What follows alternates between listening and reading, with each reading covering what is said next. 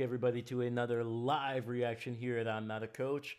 I'm your host, Dave Huerta. Thank you so much for joining us on this Monday night matchup to finish off week 13 of the NFL season. Thank you so much, man. I hope you had a great weekend. Obviously, I was not here on Sunday. I was spending some time with some family. But man, dude, we've had a crazy, crazy holiday weekend or week, honestly, in the NFL.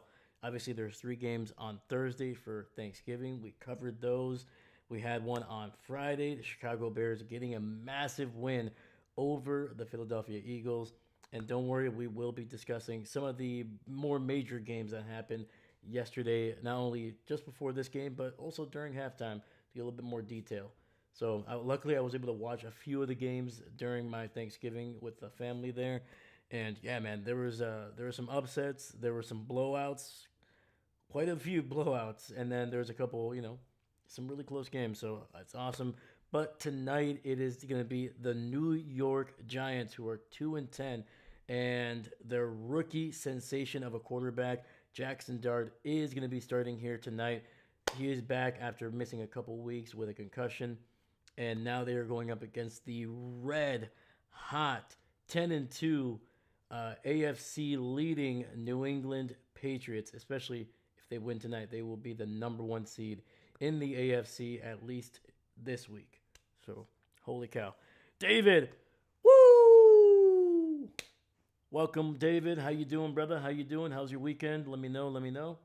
And then we got Captain Mickey Mouse Dave. There was a beautiful win in Pittsburgh yesterday. Absolutely, man. Josh Allen and the Bills win off, man. It was a little close there in the first, I would say, quarter and a half.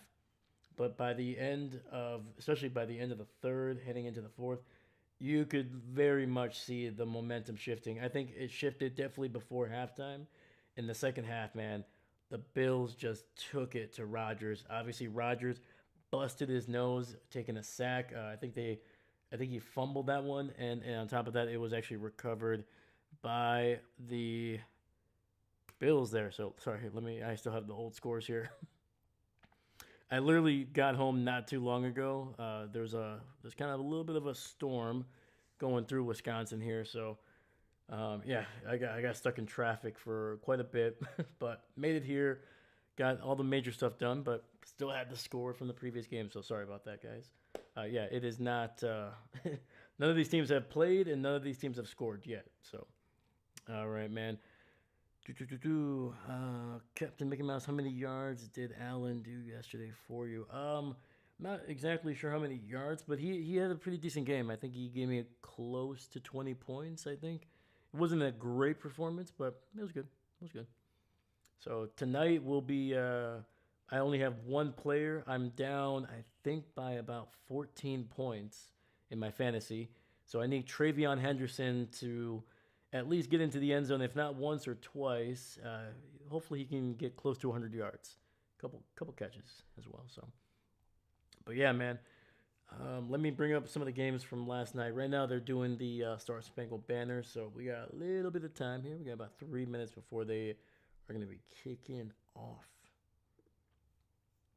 But yeah, I was able to catch a little bit of the Steelers and Bills game, and then I caught the second half of the Broncos and Commanders game. That one was wild, man. Obviously, overtime, and you know, it was the Commanders, man. We'll talk about it here, but man, I got to give it to Mariota, man.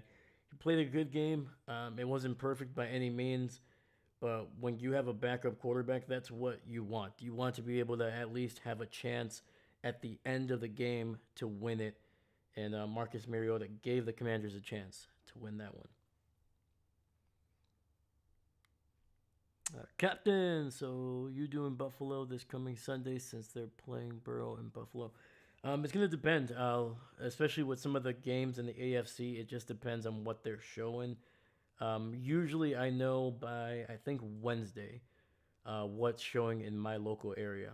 So I don't want to say yes or no just because I don't want to, I want to say yes and then it finds out I can't. But I know eventually we'll be able to invest in Sunday Ticket, and then in the future we'll be able to kind of choose which game we want. Which is the best matchups, and things like that. But until that day, we're kind of stuck with what they're showing in my area.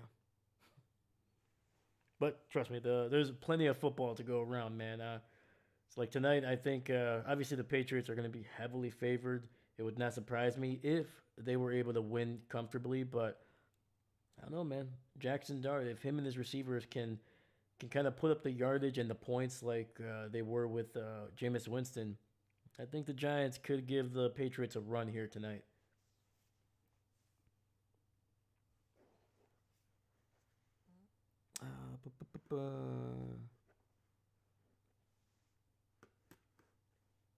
Jared Wilson with an ankle. Jared Wilson? Oh, you're talking about Garrett. Garrett. Yeah, he's been out for the Jets for I think close to a month now, if not more. Yeah, I doubt he'll be coming back this season for the Jets. I would be very surprised, but who knows? Schooler ankle both out for okay. Gotcha. We got the injury updates here. Let's go. Captain Mickey Mouse always with the info. All right, let me.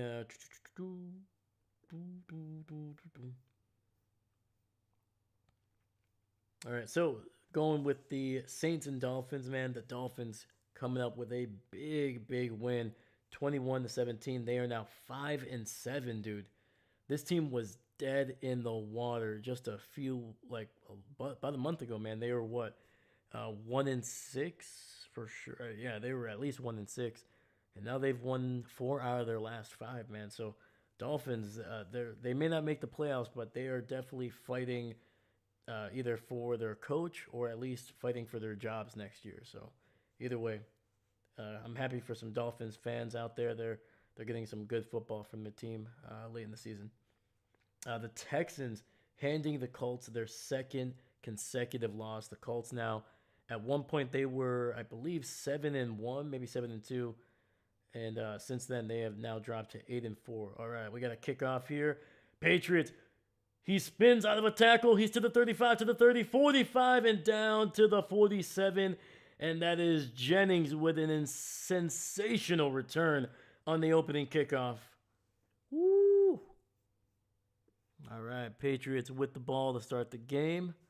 Yeah, he took a hit around the 25, spun out of it, and just kept running. And if it wasn't for, I believe that is Holland, number 8. Speaking of Dolphins, former Dolphin there, able to bring him down before he could break it loose.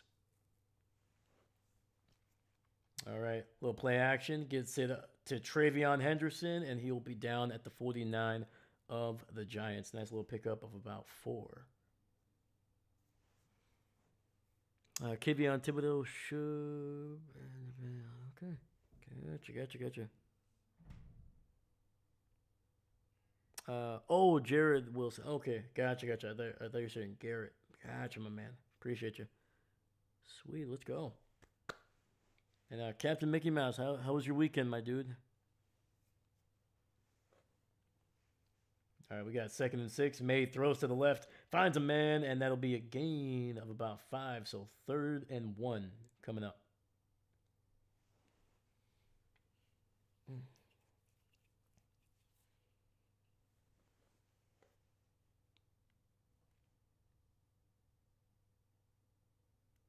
And plus the Bills game on Sunday works. Oh, nice. There you go. Oh yeah, for sure. No, yeah, if we can get the Bills and Burrow, man, Josh and Burrow, that should be a great matchup, man. Especially how the Bengals looked this week. Handoff, gets it out, and that's going to be a first down and a lot more. Picks up about 6 or 7 there. That is Ramondre Stevens, the short yardage running back for New England here.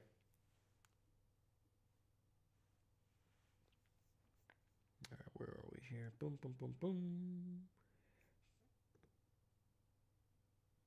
Holy cow, man! We got 4 people watching right now on a Monday night, man. Hopefully, you guys are had a great weekend. Hopefully, maybe if you're shopping, get some good deals. And yeah, hopefully, especially if you're up north here, man. Hopefully, you're safe at home. Hopefully, the roads weren't too bad for you. Looking deep for Mac Hollins, and nothing on that one.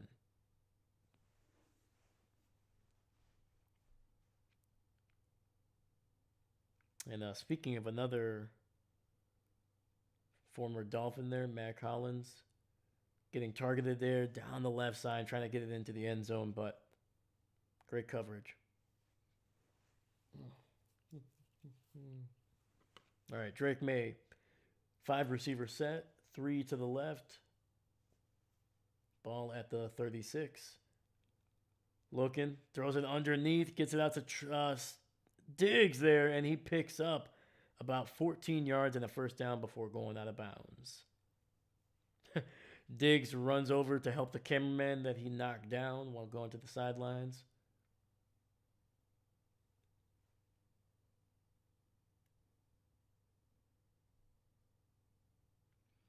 No Portland, Maine for me tomorrow due to oh, gotcha. I'm sorry about that, dude. Well, hopefully you get to have some good, a little bit of some good time here while you're watching this game. 1 second, let me see something. All right. Drake in the shotgun, pressure, rolling to his right, gets out of a pair of tacklers, and we'll just throw it away.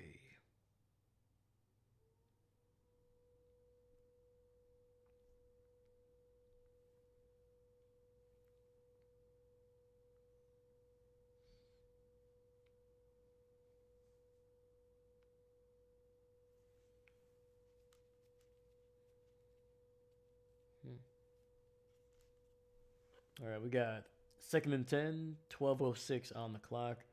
Ball at the 23. Hands it off. Up the middle, and that's going to be good for about 6 or 7 there. Ramondre Stevens running with some power.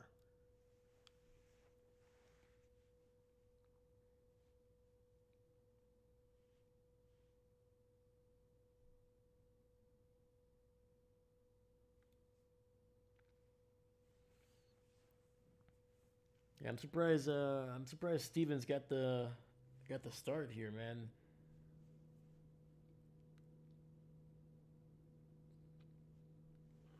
All right, we got 3rd and 3 here. May in the shotgun, running back to his right. 3 receivers on that left side. Ball at the 17. Giants are showing a lot of pressure. They send 4, drop 3, gets it down the field, and it'll be inside the 10-yard line. And that is the former Charger Hunter Henry with a nice catch over the middle, and that'll be 1st and goal for the Patriots here on the opening drive. They're looking good. They're getting yardage on the ground. They're moving the ball through the air efficiently. Yeah, the Giants had 7 guys on the line. They sent 4. They dropped 3. Able to move the linebacker there, who kind of left the middle there. Try to bring down the running back, and that's exactly where Drake May took the ball. All right, handoff up the middle, and it picks up about maybe half a yard.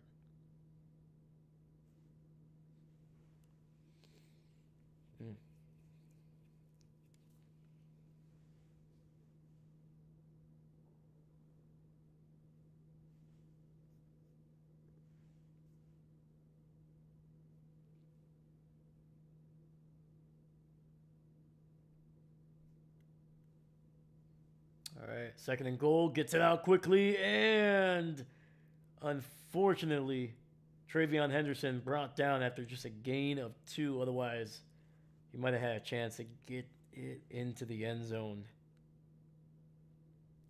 Let me see here. I think if May gives him a little bit of a better ball, man. Yeah, Henderson kind of had to slow down and come back to get it.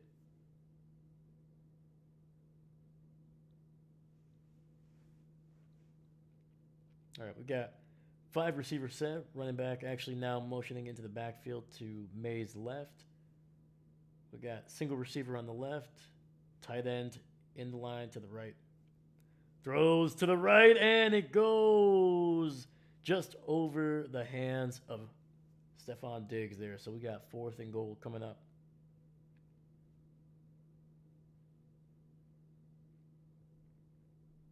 See, was this basically looking like he was Diggs was running a corner route there from the slot?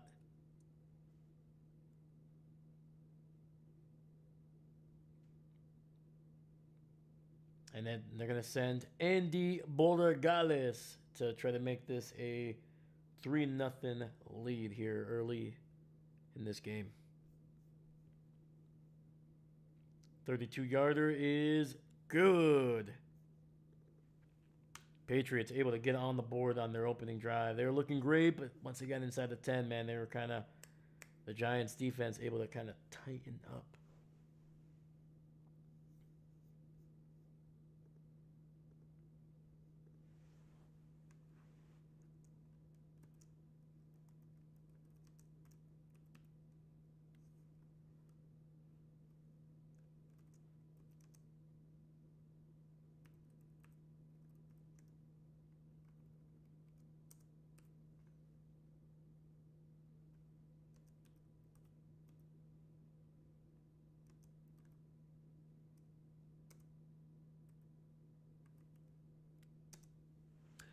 Let me see here. It may be on Fox Sports for you, Dave, on Sunday. Bills on. Okay, gotcha. Good matchup on Thursday Night Football in Detroit. It's the Cowboys versus the Lions. Yeah, man. Both of those teams are going to be desperate for wins. The Cowboys more so less to do with their losing. They've actually won, I think now, 3 or 4 games consecutively, and they're closing in on the Eagles. They're closing in on a potential wild card spot. They got great momentum. Their defense starting to make some plays, man. Starting to stop the run a little bit. Starting to be a little bit better against the pass. And plus, the Cowboys' offense, for the most part, outside of struggling a little bit towards the end of October, they've been one of the best, if not one of the most dangerous offenses at scoring points, putting up yards. And right now, it's coming all together for the Cowboys, so they need to keep the momentum going. And for Detroit, it's kind of the opposite. They were looking hot after losing to Green Bay in Week 1. They came back, they bounced back, and then for the next, I would say, 6 or 7 games, outside of maybe that Chiefs game, they look like one of the best teams in the NFL. And now over the last couple of weeks, man, losing ground. They are out of the playoff race, or at least out of the playoff picture for right now. I think they're the 9th seed in the NFC right now. So yeah, man, it's going to be interesting. That should be a great matchup. We'll see if Dan Campbell can ride the ship and get Detroit back on track, or are the Cowboys just going to keep on winning? Yeah, Rodgers is probably out this week. Ooh. Yeah, man. Rodgers definitely looked like a man that was about to turn 42. Man, he looked a little slow. He looked like he was getting beat up quite a bit. All right, Giants returning this one to the 25. Tries to spin out of a tackle, and that is not going to work.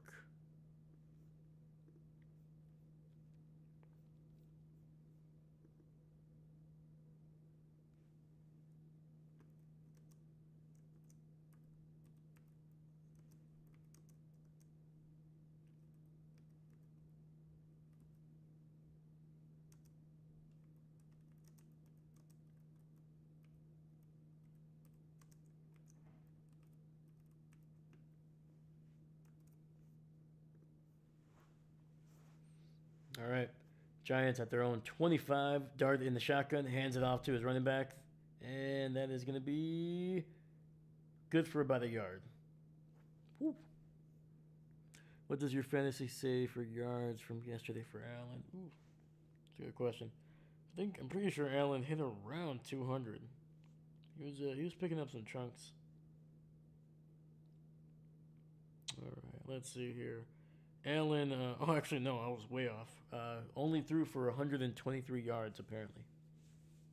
So, not a great day through the air, but efficient, and they won very handily. Quick throw to the right, slant round, and that's going to pick up a first down. Woo! That was, I believe, to Darius Lane. Oh, we got a little bit of a skirmish. That is Greg Van Rotten, a former Raider / former Green Bay Packer. getting in there, mixing it up with a couple of Patriots. Luckily, no flags. But yeah, that was just a nice little quick slant route there from the right side. Darius Slayton able to pick up about, I would say, close to 11 or 12 yards. Either way, first down for the Giants.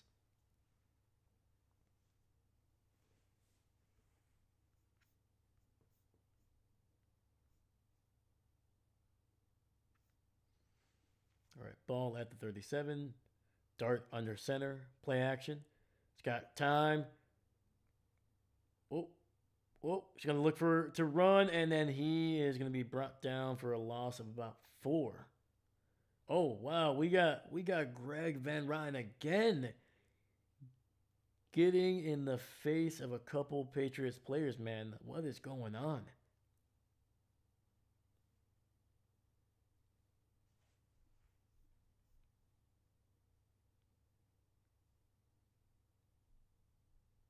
I mean, I feel like there was a little bit of holding there on the Giants, but you know what? As long as you're consistent with it, let him play if that's what it's going to be. All right, Dart in the shotgun. Running back slips, finds Wandell down the field a little bit, and he will pick up about 5 yards, setting up a third, and I think it'll be relatively long, about close to a 3rd and 10.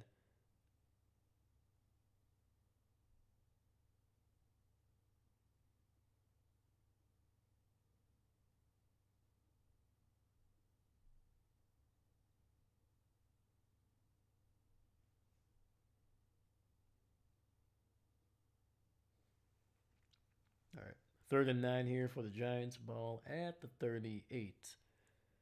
Dart in the shotgun.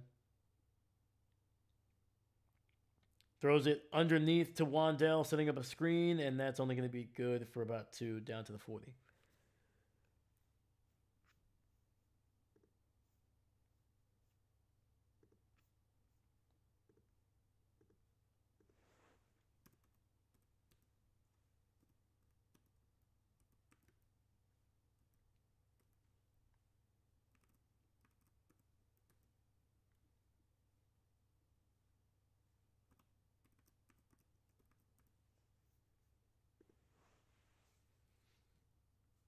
All right, punt is away. It'll be caught at around the 7. Return to the 10, to the 15, to the 20. He's got some room to the 30, to the 40, and stays on his feet.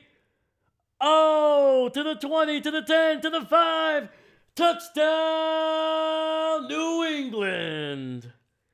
5:17 left in the first, and the Patriots with an incredible 94-yard punt return by Marcus Jones.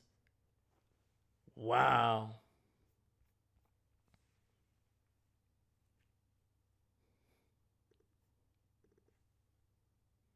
All right. We'll see. They're going to review likely if he stepped out of bounds. He was very close, but that is a heck of a return.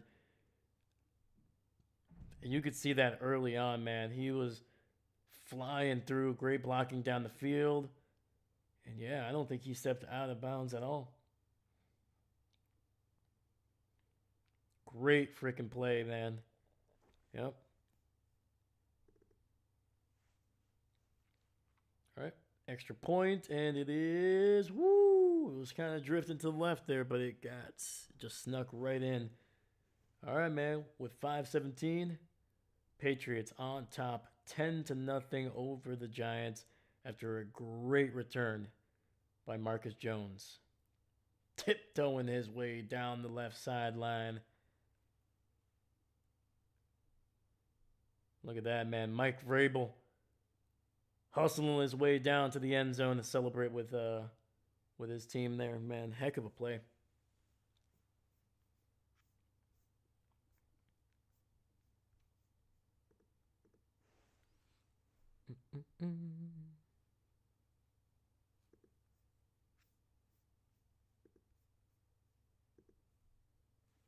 Let's go, man. We got 5 people watching right now.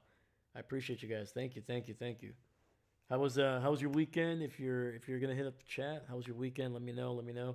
Also, who are you rooting for? Who are you rooting for in this game? Yeah, man. But thank you so much, man. Please, if you have a chance, like the video, subscribe. It helps out the channel. It's a great free way to support me on the channel. Thank you so much. Let me see here. Captain, sorry, I've been missing a couple of your stuff. Brandon Cooks definitely helped their offense. Brandon Cooks. Brandon Cooks. Are you talking about the Bills or? Let me see here. Eagles have a good matchup and Texans on Monday night. Imagine you do both of them like you did when it cut off your TV. Yeah, man. Oh, man. Yeah, one of these days, man. One of these days, once maybe if I have like multiple screens that can show the games, But I don't know. I think it's as fun as the novelty would be. I think just focusing on one game is, I think it's the better course. But I could definitely see that. It'd be pretty funny. And then look at that, man. Captain Mickey Mouse with some New York. There we go. Statue of Liberty. I like it.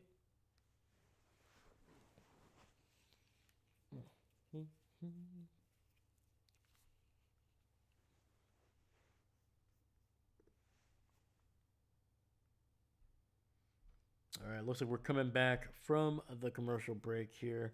We're going to see how the Giants respond. They punted the ball, and it was returned 94 yards by Marcus Jones for a touchdown. And, yeah, man, the Patriots, their special teams, man, making a massive play. Their offense was able to move the ball down the field on the opening drive. They had to settle for a field goal as the Giants' defense was able to kind of tighten up inside the 10. But they were moving it, man. They were getting some yards on the ground, able to move the ball efficiently through the air.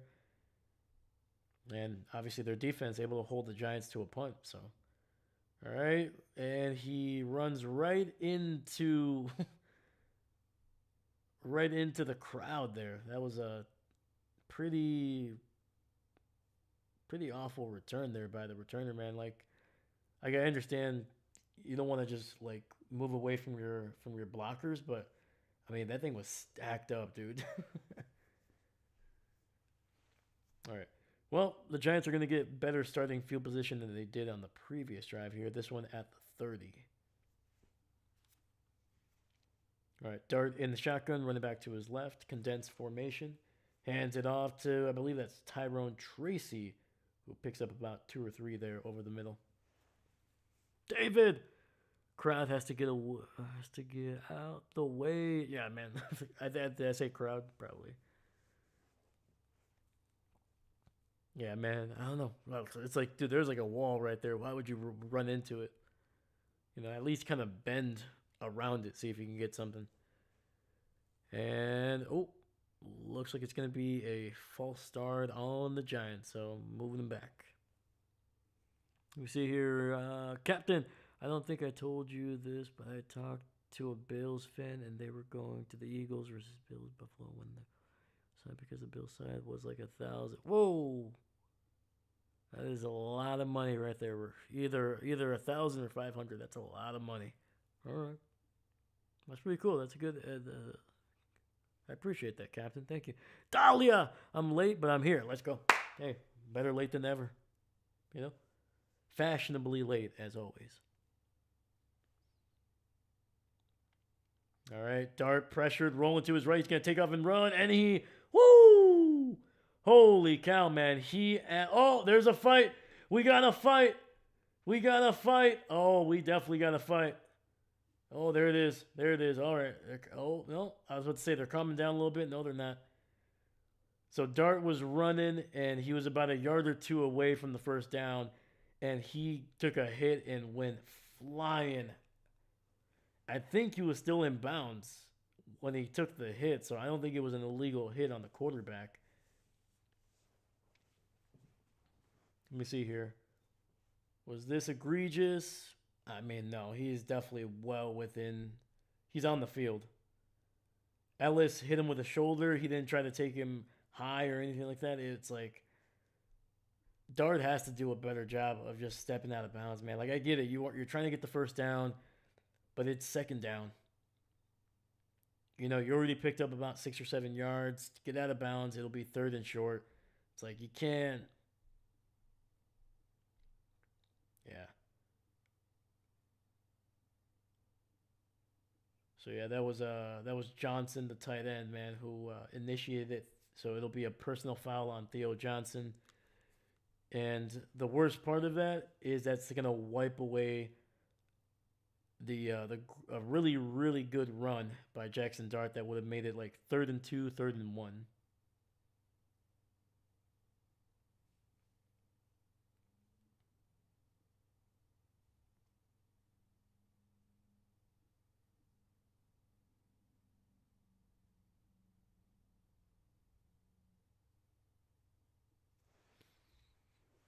And David, hi Dahlia. Hey, these quarterbacks need to get out or hit. I mean, yeah, yeah, man. Like I get it. Like as a defender, it's like, all right, if I pull up, and we've seen other players do, other quarterbacks, they will take that extra yard or two that because they know they're not going to get hit. But the NFL said this season, man, they're like, no, if you're in bounds, you're going to get hit. Throws to Theo, and that'll be incomplete. 4th and 16 coming up.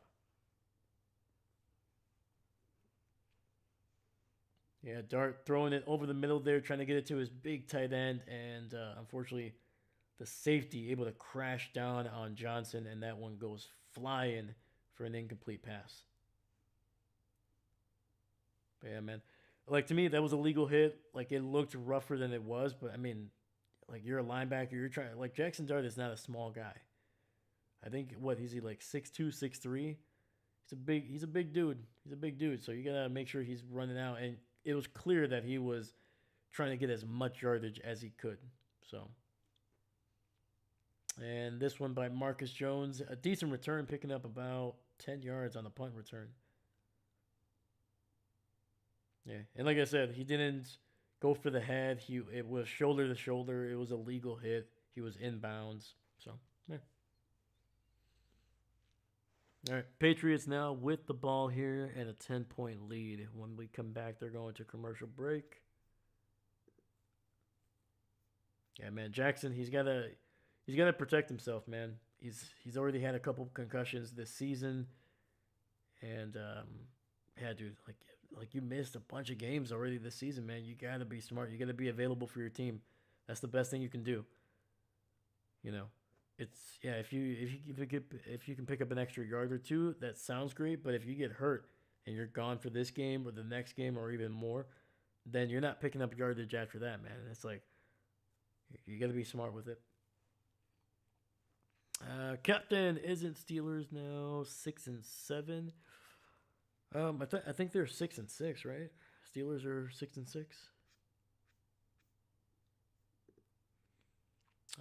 Yeah, 6-6. They have the same record as the Baltimore Ravens, who they are gonna play in 6 days here on the 7th of December. So whoever wins that game is gonna be taking the lead in the AFC with just a handful of games left.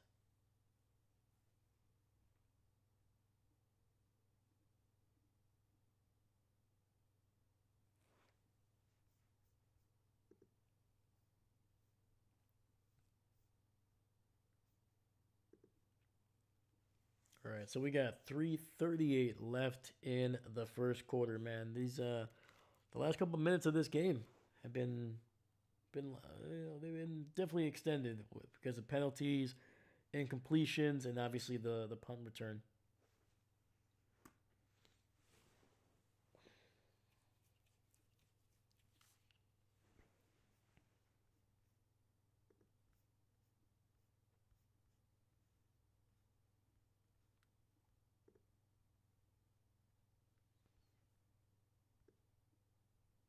Are any of you guys gonna go see the new Avatar movie when it comes out? It looks good, just like all of them have looked good.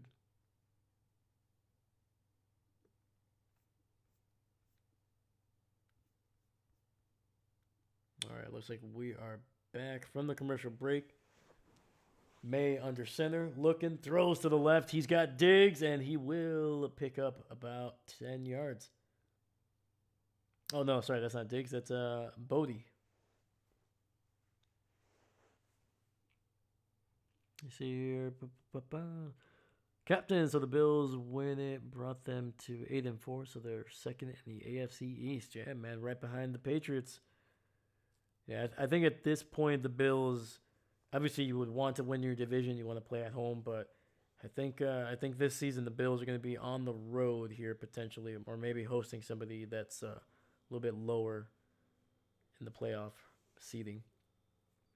Run to the right, and it's going to be a good run. That is, I believe, Ramondre Stevens picking up about 9 yards on that one.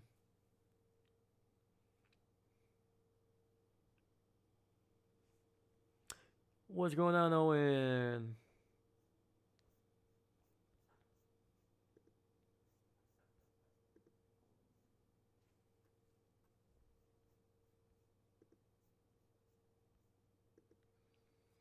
All right, David. I hate these Patriots uniforms. It's like they are the Bills. Are they the Giants? Yeah, yeah. The uniforms are a little. I like the logo. I like the old school logo, but they're a little too similar to a lot of the teams that we have now. Yeah, I feel like red, white, and blue is a very common color. You know, the Giants have it, the Bills have it.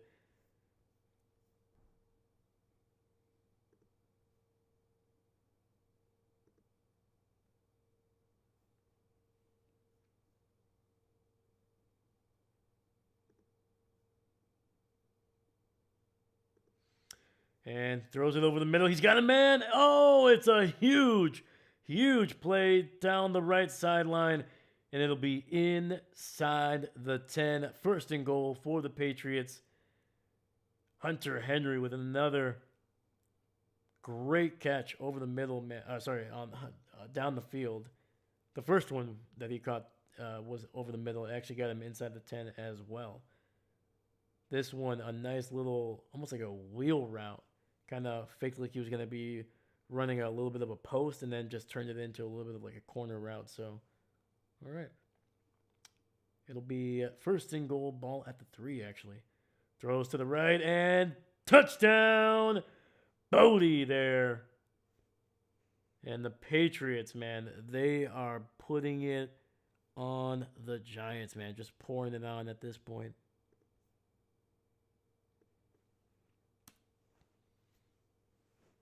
With a single minute left in the first, the Patriots are about to take a 17-0 lead over the New York Giants here. That is some soft, soft coverage there. 5 plays, 61 yards, and another touchdown for New England.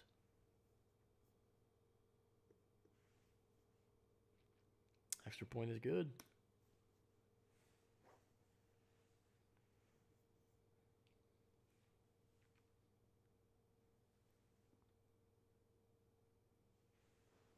Yeah, the Patriots right now, man, they are just having fun.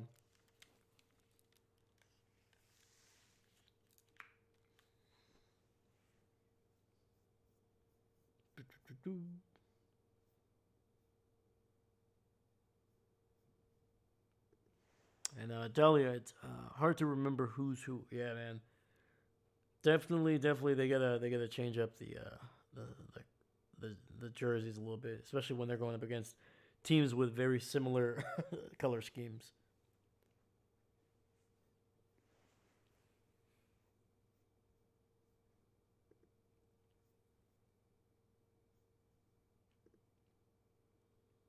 Let's go, man. We still got 5 people watching. Let's go. I appreciate you guys. Thank you.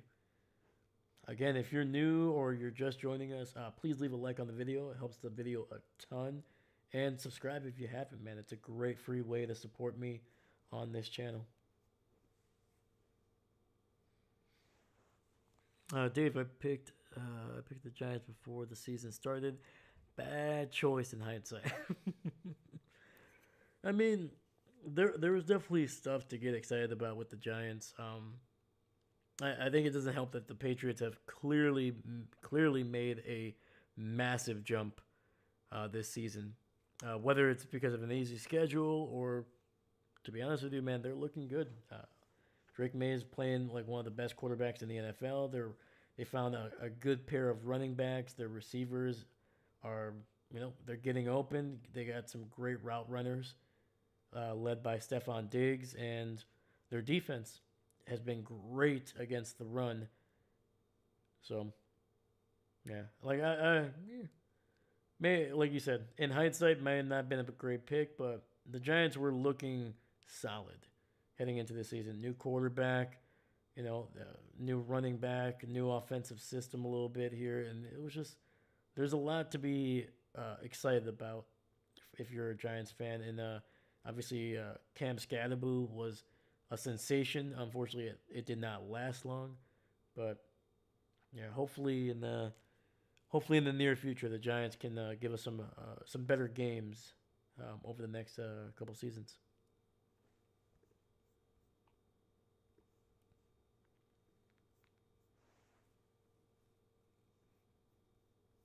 All right, Patriots kicking this one away.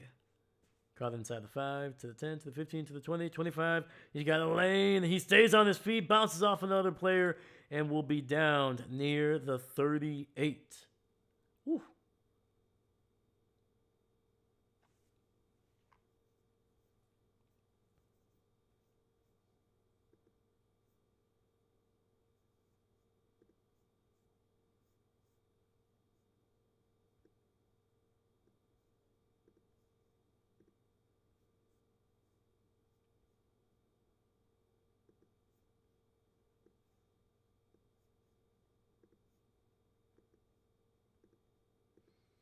All right. Dart with a handoff, and that goes for basically nothing now, man. Holy cow. Picks up about a yard, maybe.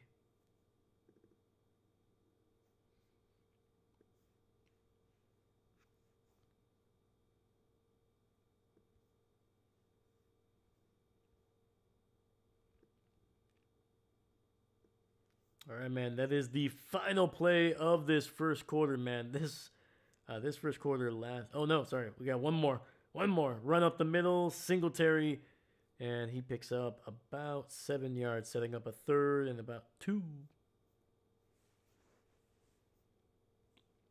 So the camera was like so high up, and it was kind of moving away from the stadium. I was like, oh, we're gonna head to another commercial break. Yeah, man. The production team here on ESPN, man, they give me a little juke there. They right now that is the final play of the first quarter.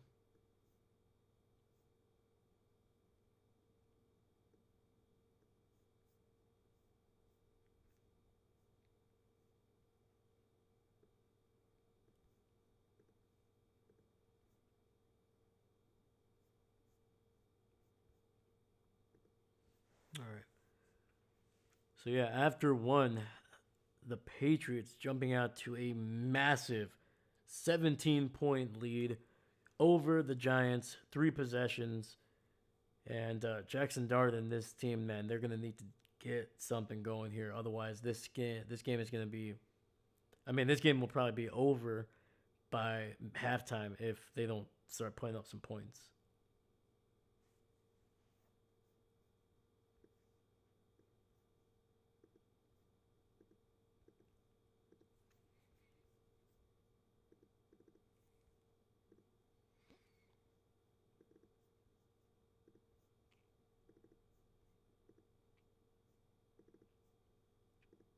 All right.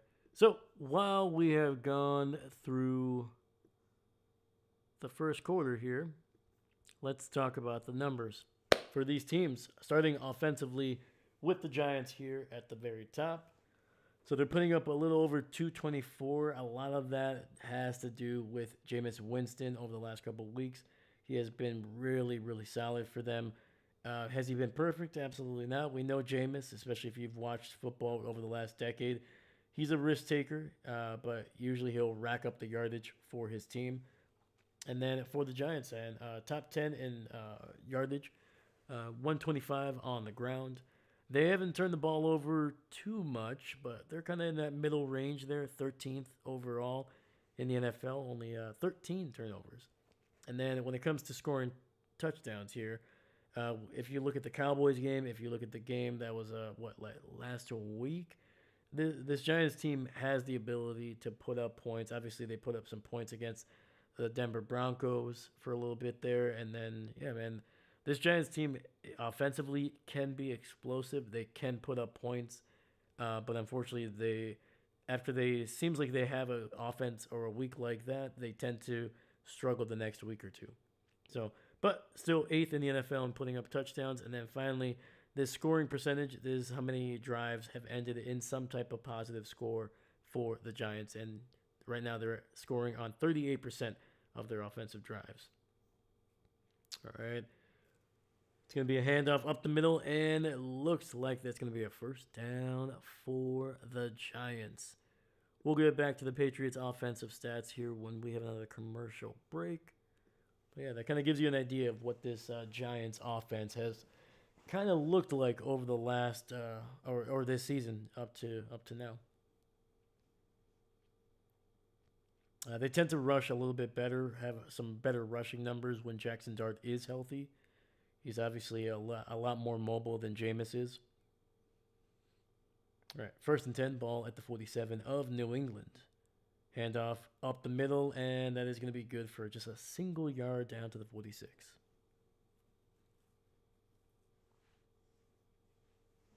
Oh, man. Oh, and David, if you're still here, man, who did you pick between the Bills and the Steelers? I think I might know the answer, but I'll let you. All right. Dart in the shotgun, tight end to his right, running back behind him. Another handoff. This one bouncing it to the right, and he will get it down near the 44. Third down coming up.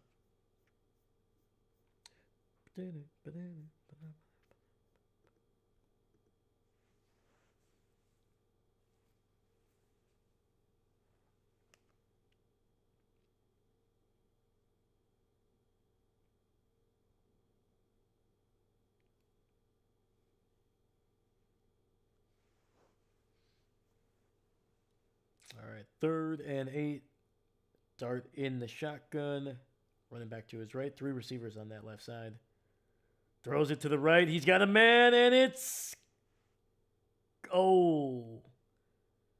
Oh, no. So it looks like Theo Johnson got hit. It looks like he might have been kind of knocked out there for a bit. He's up and heading to the... Oh, yeah, that was a straight-up helmet-to-helmet hit. So he's trying to stay in the... yeah, dude, he was out. Jesus. Number 21, Hawkins for the Patriots.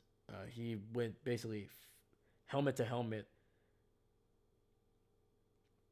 So that'll likely be a first down because of the penalty.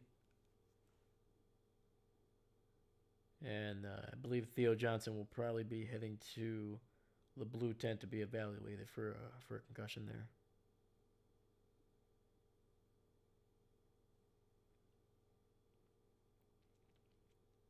Oh, apparently not. Because he's in. Okay, he's staying in the game. All right. That is wild to me that they are not checking him for a concussion. 5 receiver set, 1st and 10, ball at the 30.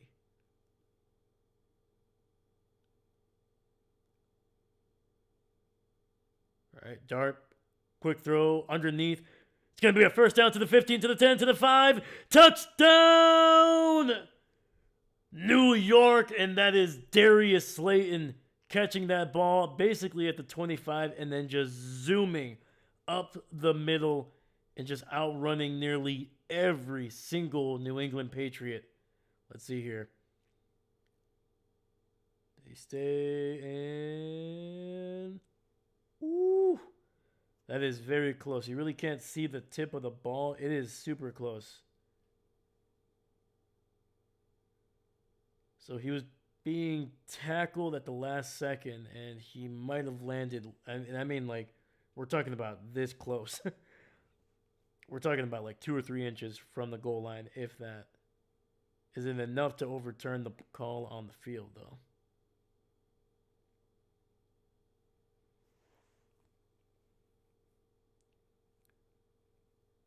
David, I picked the Bills. Okay, there you go. Probably smart. Probably smart. Dahlia looked like he was totally knocked out for like 2 seconds. Yeah, for sure. I'm just surprised that he stayed on the field. And they confirmed it. And the extra point is also good. So there we go, man. At the top of the second quarter, 12:46 left in the first half, and the Giants able to get on the board for the first time tonight. And that was absolutely a necessary score, man. They could not afford to give the Patriots the ball back, already down by 3 possessions.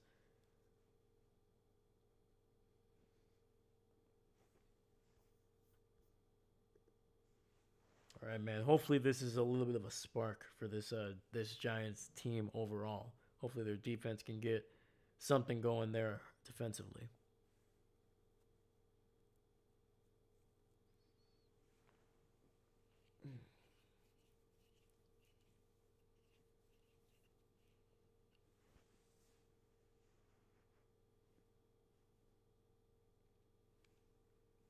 I'll be right back. I'm gonna grab a water. I'll be right back.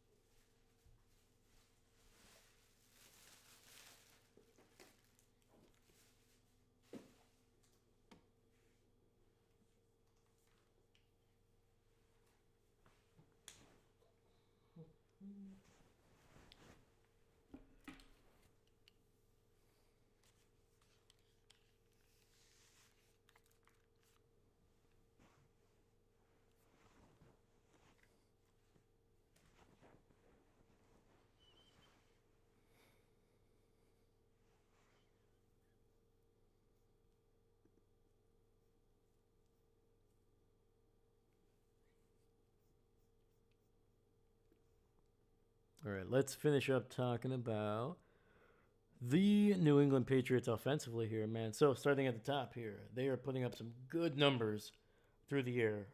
248, good for sixth in the NFL.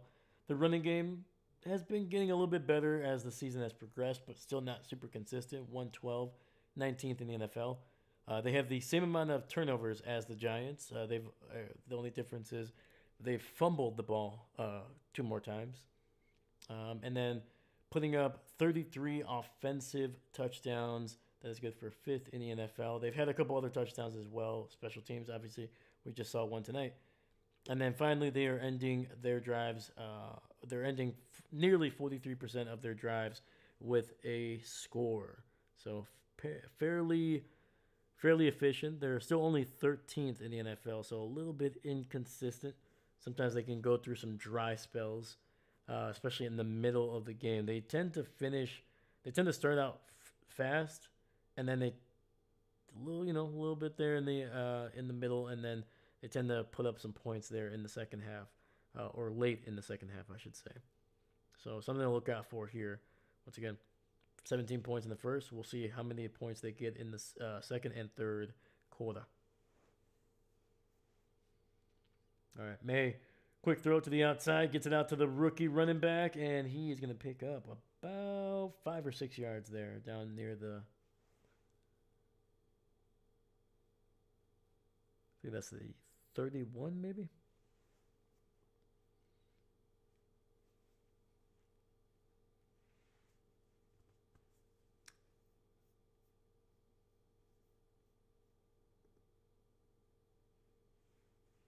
Oh, boom, there we go.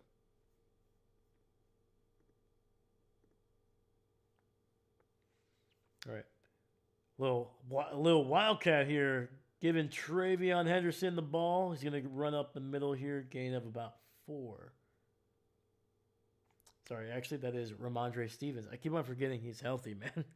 It's been a while since I've seen Ramondre be consistently in the backfield. So I keep on thinking it's Henderson.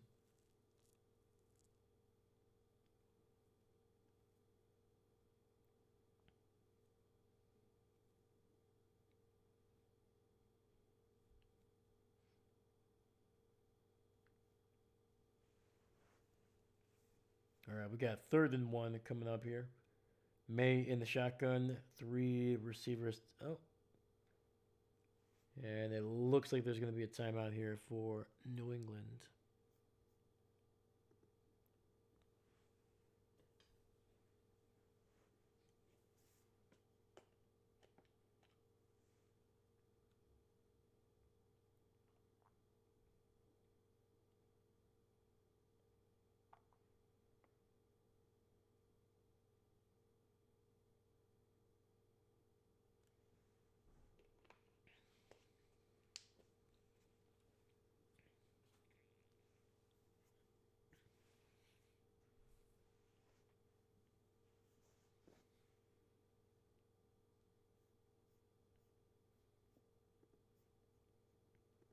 Yeah, let me see.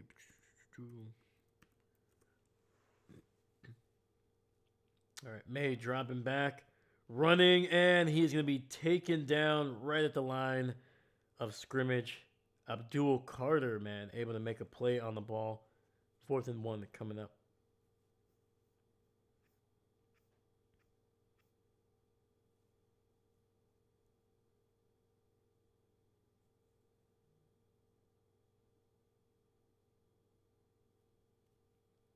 That was a heck of a play by I believe Abdul is a rookie this year, man. He was actually their first round pick. Not a great punt. And right now they are spotting the punt at the 47, dude. That was a horrendous freaking punt. Jesus.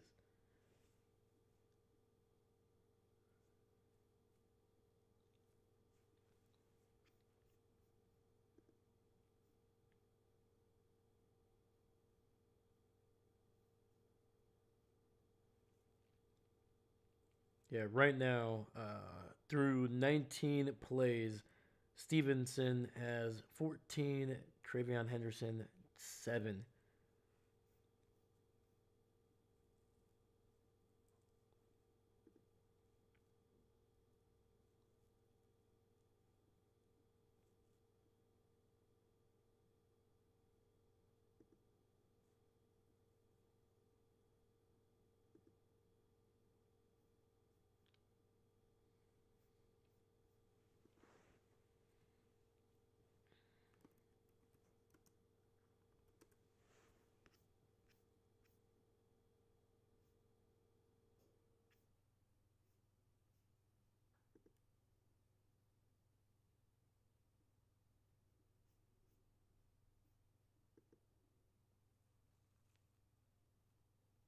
Yeah, apparently no word yet on Theo Johnson, so apparently, man, they're not going to check on him. All right.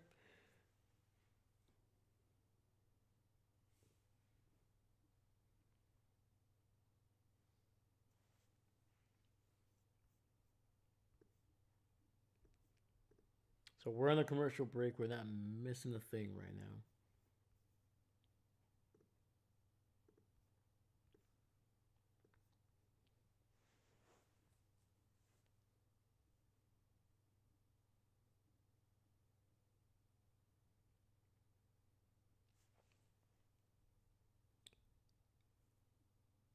So while we have a little bit of time here, let's talk about these teams defensively.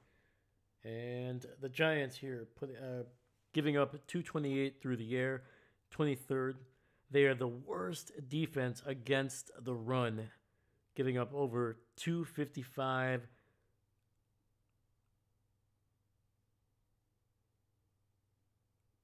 on the ground. Sorry, I was looking at Jameis. He was trying to spot the ball himself. But yeah, dead last in the NFL against the run, man. So the Patriots should be able to pick up some big chunks of yardage. Which the first quarter they were looking like they were Picking up some good ones here, man. But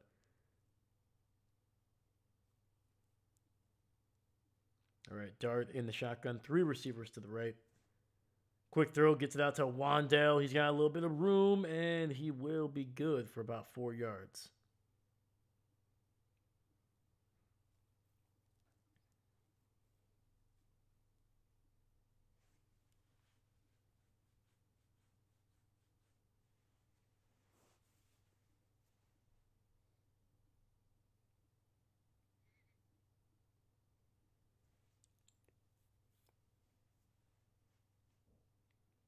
All right. 2nd and 6, ball at the 48.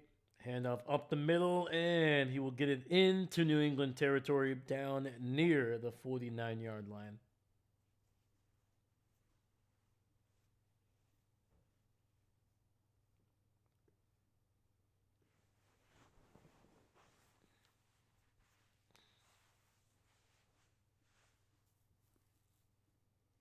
Dude, if you're the cheerleaders, man, you have to be freezing right now. All right. 3rd and a long 2. Up the middle with some momentum, and I believe that is Devin Singletary. Just muscling his way, just freaking head first into a massive bodies. Picks up 4 yards and a first down.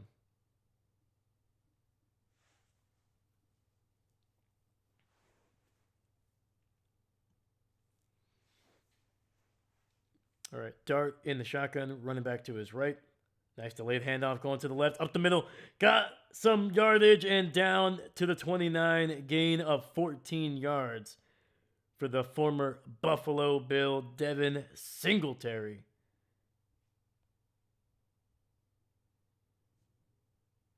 Yeah, Singletary, he's played against the Patriots a lot during his career when he was over there in Buffalo.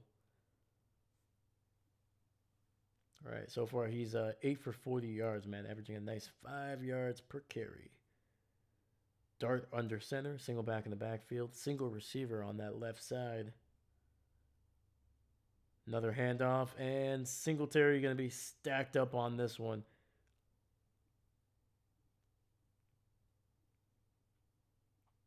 He might have picked up a yard, maybe.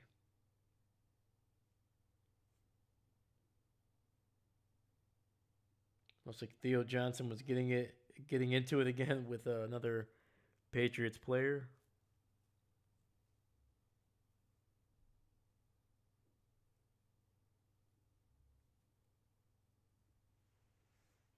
All right, Dart in the shotgun, tight end to his left, running back behind him. Keeping it, running, pitching it out, and that's going to be an illegal forward pass.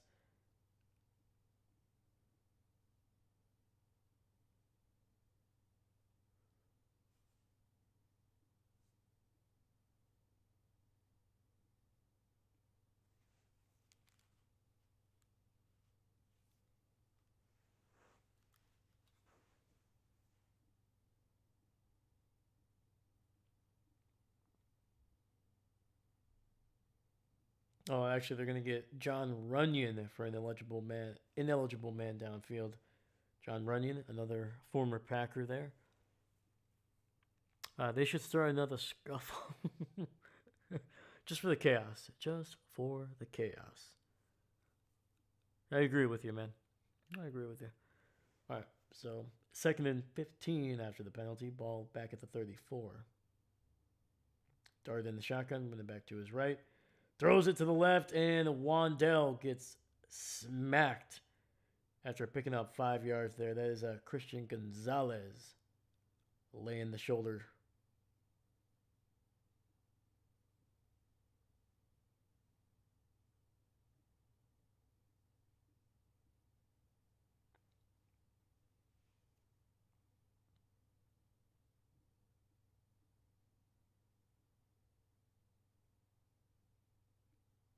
All right. So we got 3rd and 10 here. Ball at the 29. Patriots showing a blitz. 4 receiver set. Dart with a little bit of time. Steps up in the pocket. Delivers a throw to the left. And it's going to be right through the hands of, I believe that is Theo Johnson.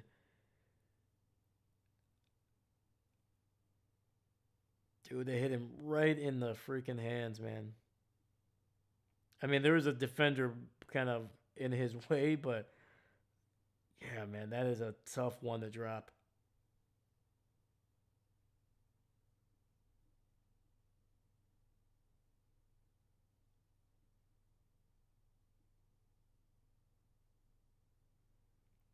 All right, man. Giants trying to kick this 47 yarder. Oh, no. He missed. And it gets blown up as the punter tries to throw it down the field. I don't know if that was a fake or if he just, that is Young Wei Koo just completely whiffing on that kick.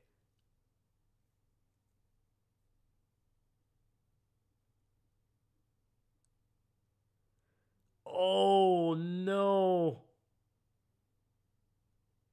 His kicking leg hit the hit the turf about half a yard away from the ball. I don't think I've ever seen that in my entire life. Like I've seen where you can like as he's about to kick the as he's kicking the ball, the foot or the toe kind of drags a little bit and the ball doesn't, has a lot doesn't have a whole lot of power. I've never seen a kicker basically basically kick the ground well before the ball.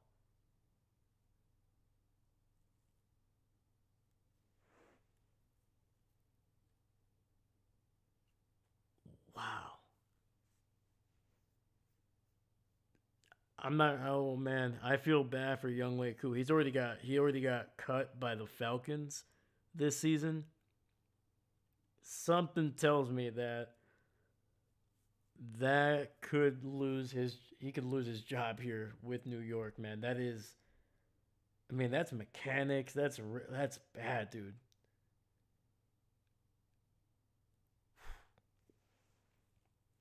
That's gonna leave a mark. Turf toe much? Oh my god. Yeah.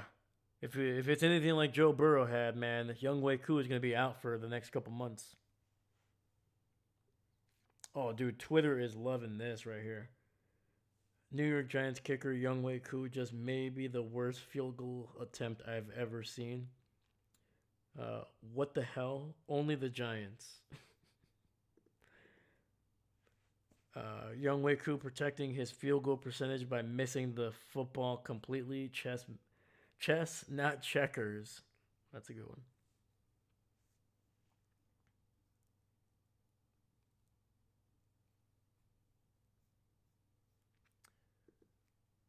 Wow, dude.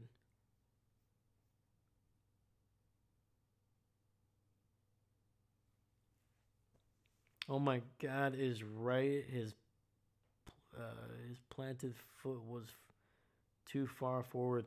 Potentially, man. I don't know. Like sometimes, like it depends on how. Like everybody has their own like where they land. Some guys land right just a little bit before ahead of the ball. Some land right up next to it. Some just behind it.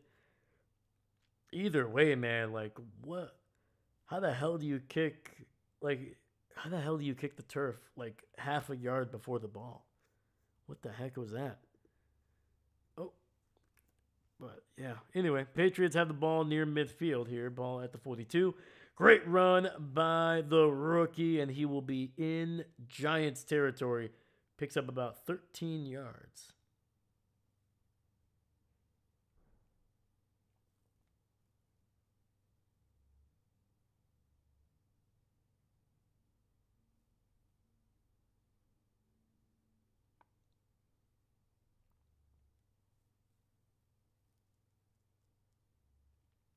All right, ball at the 45 of New York. Henderson picking up another 10 yards. Another first down for the rookie.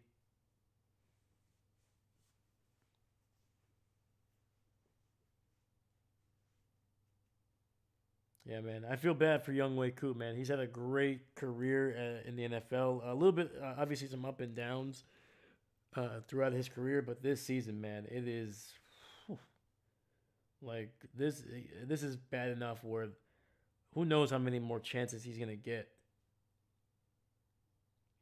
And Henderson trying to get something going here, and they will be brought down for a loss of one. Nice tackle there by Newbin, number 27.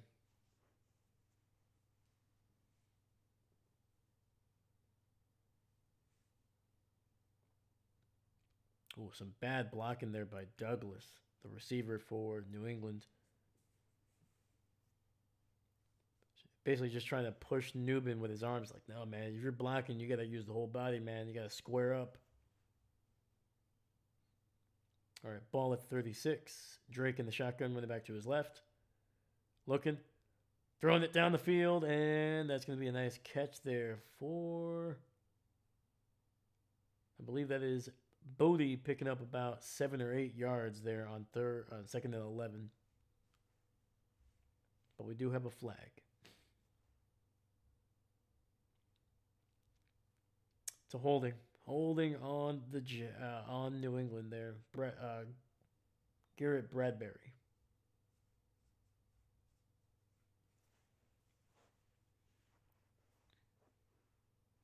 Oh, David, I missed one here. Sorry.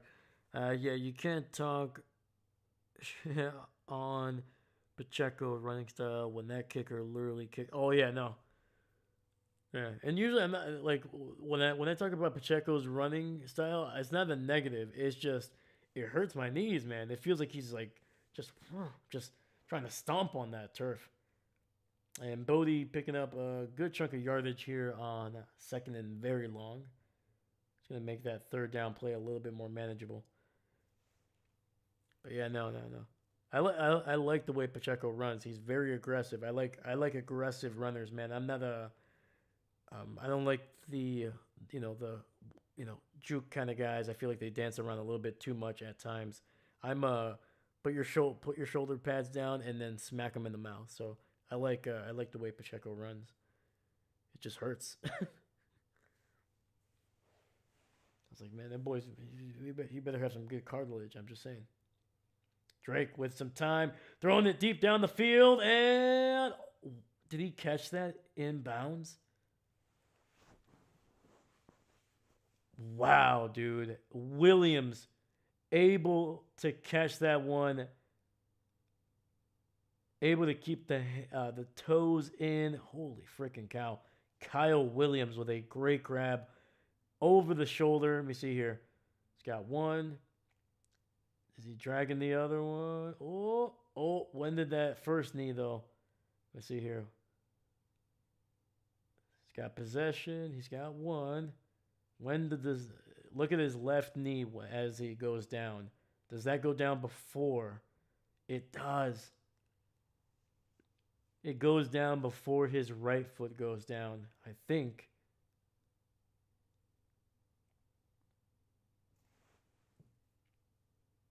And no, okay. Never mind. Never mind.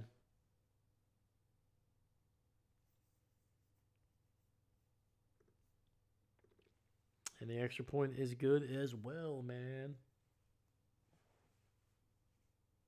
That was a heck of a throw by Drake May, man. Let's see here. Oh, okay. So he already had possession of the ball while that right foot was still on the ground. Gotcha. Okay. We got 3:29 here left in the second quarter, and the Patriots on top, 24-7 over the Giants.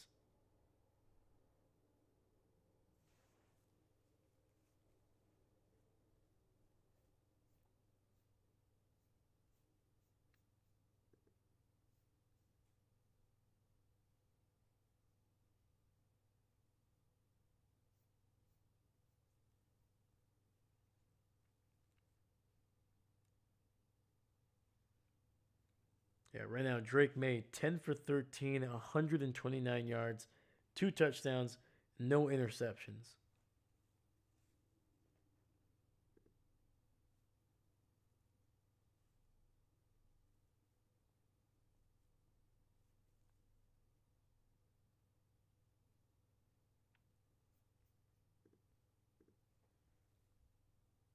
All right, so Wow, man, that was a freaking throw there by Drake May. Like he had a clean pocket, but able to just like look at like if we can look at his form, dude, it was perfect. You knew that ball was gonna be where exactly where it needed to be. It just was his receiver gonna be able to catch it? And to give Kyle Williams credit, man, that ball was basically over his head. Kind of had to kind of gauge that one, and dude, that is a heck of a throw, man, over the shoulder. That was good. All right. Let's finish up talking about the defenses here. I think we left off at the Giants against the run. So, in terms of causing turnovers defensively, they are one of the worst teams in the NFL. Only 7 turnovers so far this season coming into this game. And then in terms of giving up touchdowns, the second worst scoring defense in the NFL. They are giving up nearly 38 total touchdowns against this Giants defense. So yeah, this defense is, it gives up a lot of yards and it gives up a lot of points. And then finally, pressure. This stat accounts for sacks, hits on the quarterback, as well as hurries. And right now, the Giants just a little past the middle of the pack, only putting pressure on quarterbacks on 20% of their dropbacks this season. Fumble, and Oshansky is knocked out. Wow, dude. Usually nothing happens on these returns. So that's why usually I do the stats during this time. But holy freaking cow. Sorry, Oslowski. Helmet to helmet hit. Definitely some broken plastic on those helmets. Just went flying. Jesus. Oh yeah, that's 100% a concussion. Unfortunately, it's a fumble as well that the Patriots recover.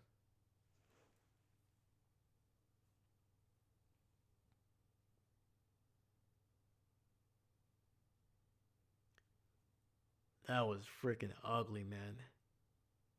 Yeah, the entire left side. Sorry, the left side of Woslowski's helmet is just the paint, everything got chipped off of that one.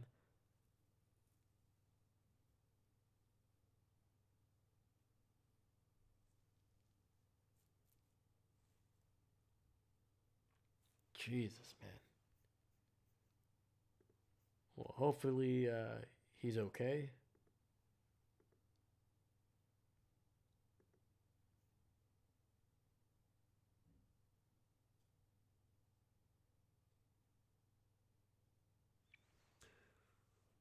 Uh, Dahlia, that is horrible. 100%. How is there not a flag there if you give a damn about it? I know, dude. That was the one thing I was surprised. I was like, I understand. Like, obviously that wasn't his intention, maybe, but I mean, that is a vicious freaking hit. He went high. I don't know, man.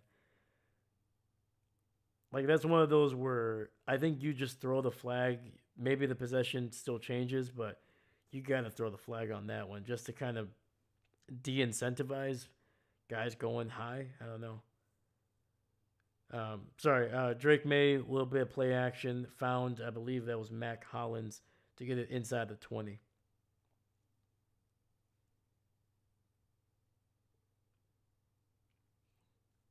Yeah, dude. Like I said, it wasn't a dirty hit, but that was freaking vicious, man. Holy freaking cow! All right, first and 10, ball to 16, and Ramondre Stevens picking his way down to the 12, gain of 4. After a helmet to helmet hit like that, the defense shouldn't get the ball. Yeah, man, it's yeah,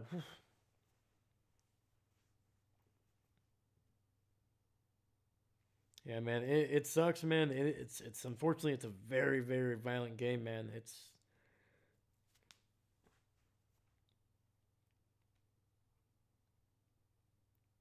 so it looks like the Patriots are gonna take this to the 2 minute warning here. So we're gonna go to another commercial break.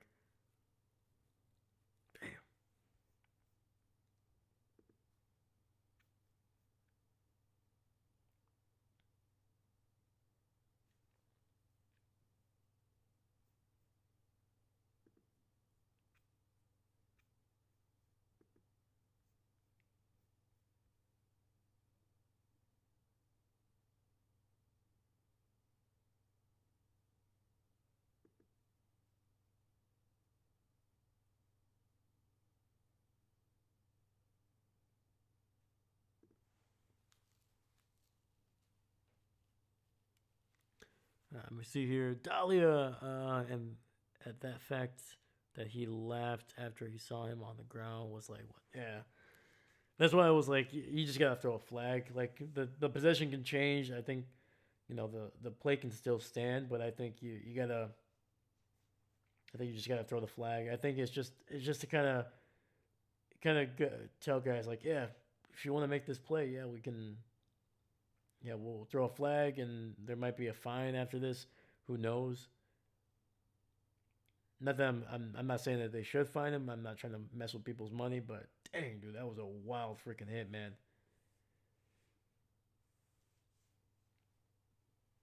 Olszewski was like he was already kind of being wrapped up, man, on a tackle, and then just Ellis just coming in there, just freaking whacking him.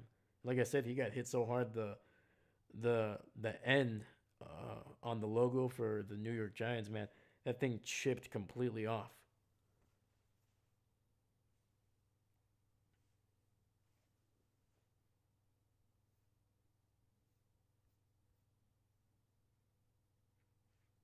Yeah, like I would have to see the hit again, man. But if to me, it felt like the he was leading with his head instead of leading with his shoulder. But yeah, Whew. Yeah, Owen, yeah, man.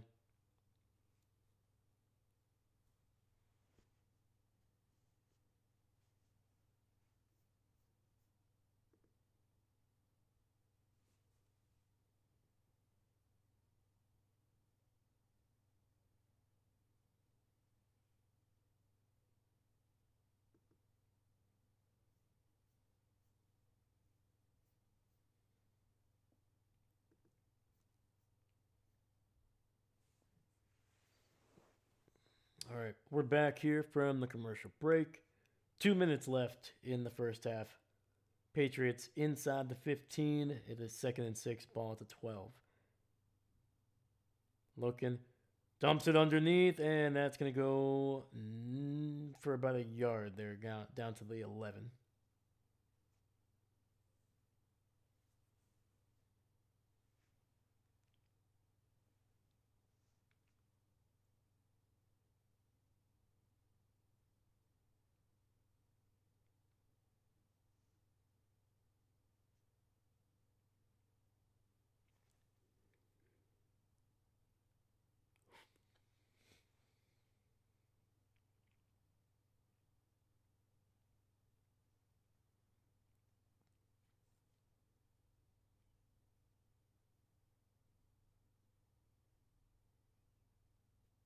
All right, May in the shotgun, running back to his right. Three receivers on that right side. Third and five. Pressure gets it out quickly, and it goes in and out of the hands of Hunter Henry. So fourth down coming up. And that was Henry Adipo, the former New Orleans Saint, man, who was I remember when he was a free agent, I was hoping the Packers would be at least trying to see what they could if they could sign him, but did not happen.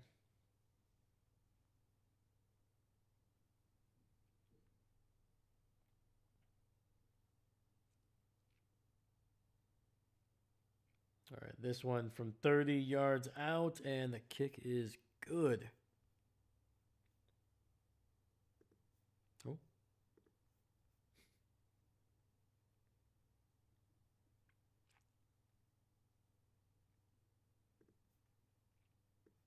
all right, man. New England with just a little under 2 minutes left, man. They have a 20-point lead over the Giants here.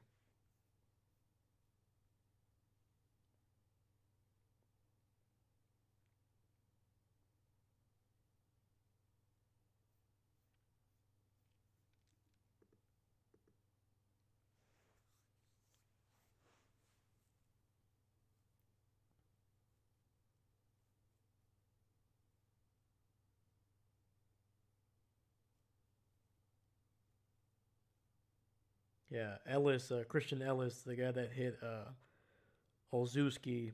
He, apparently, they had to zip tie his face mask on the left side there.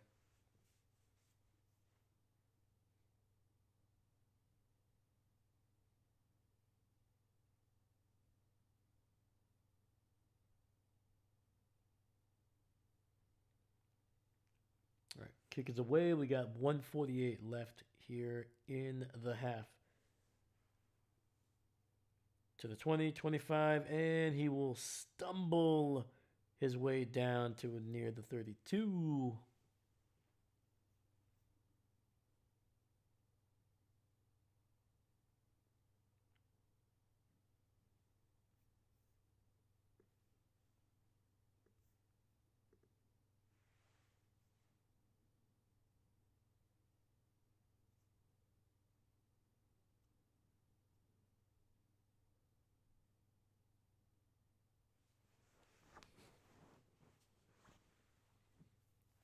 All right, Dart in the shotgun, two backs behind him, with him on the in the backfield, and the ball is nearly intercepted by New England. Man, whew. Yeah, that was Carlton Davis able to undercut that route that was intended for Theo Johnson there, running basically a little bit of a corner route. Dude, Carlton Davis has to catch that, man. That is that is a gift from the quarterback.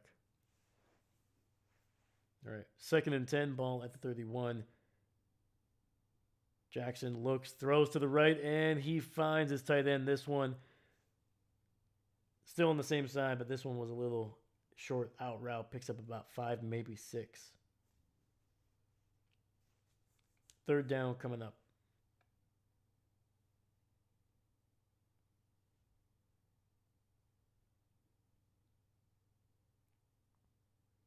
I'm still hoping the Giants can get a score here because they do get the ball to start the second half. So if they can, even if they can get a field goal here, and then maybe score a touchdown in the second half to start the second half, then we're looking at a little bit of a closer game.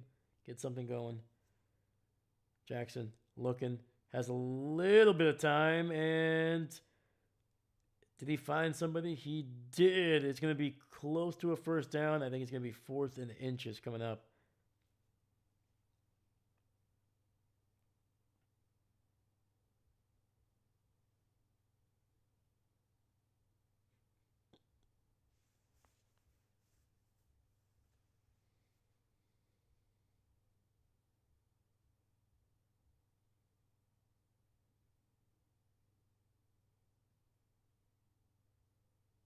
Yeah, Dart was already being tackled when he made that throw. It was almost like midair.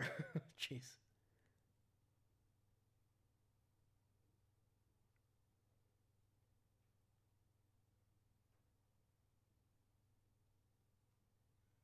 And sorry, there was Hodgins who caught that one at literally like a half a yard short of the first. And there you go. That's what I was hoping. They're going to go for it on 4th and inches here, basically.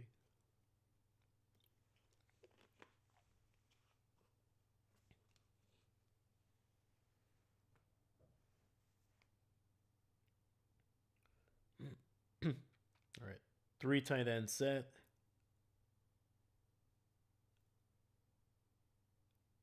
Come on, snap the ball. Come on.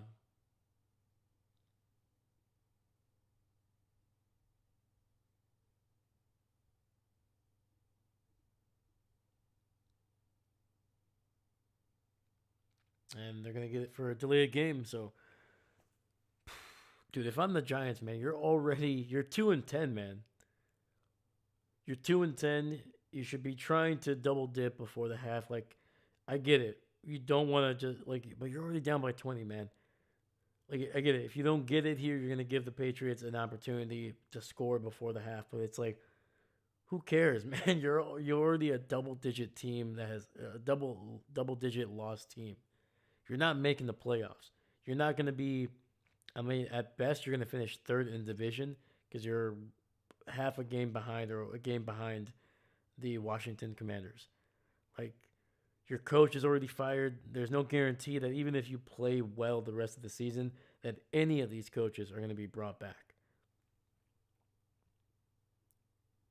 Like, if I'm Kafka, man, I'm not going full Dan Campbell and trying every single fourth down, but at fourth and inches, fourth and half a yard, with a chance to score before the half, you get the ball to start the second half.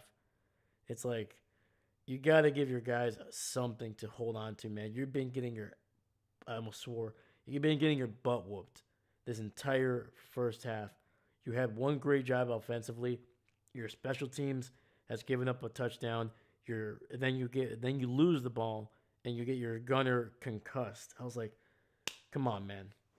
You got to read the room. You got to give your guys. You got to be able to see, hey, man, yeah, we're getting our butts handed to us right now, but I'm gonna trust you guys to get something on this drive. All right, Patriots actually going no huddle here, trying to get some points before the half. Stephon Diggs gets it down to the 45. The Patriots, I think, are going to use a timeout, maybe? No. Actually, they're down to just one.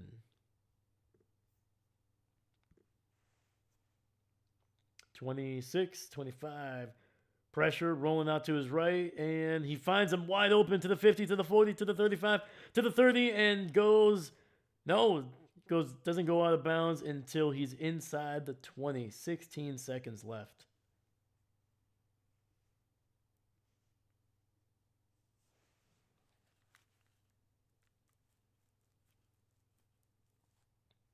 And see, this is what I was talking about.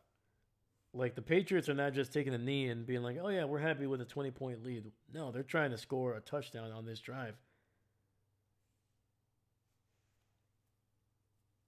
Yeah, man, dude, that was a very, very scared fourth down fake by the Giants. Ball at the 19, over the middle, finds Diggs, and he is going to pick up about 9 yards down to the 10. And that'll be it. The Patriots are going to take a timeout with 2 seconds left, and they're going to kick a field goal here to go up by 23. And we got David. Why don't you snap the ball, Dave? Well, you know, man, I'm just, I don't know. Maybe I'm focusing on a 2-10 team too much, man. But I don't know. It's like snap the ball, run the play, try to do something.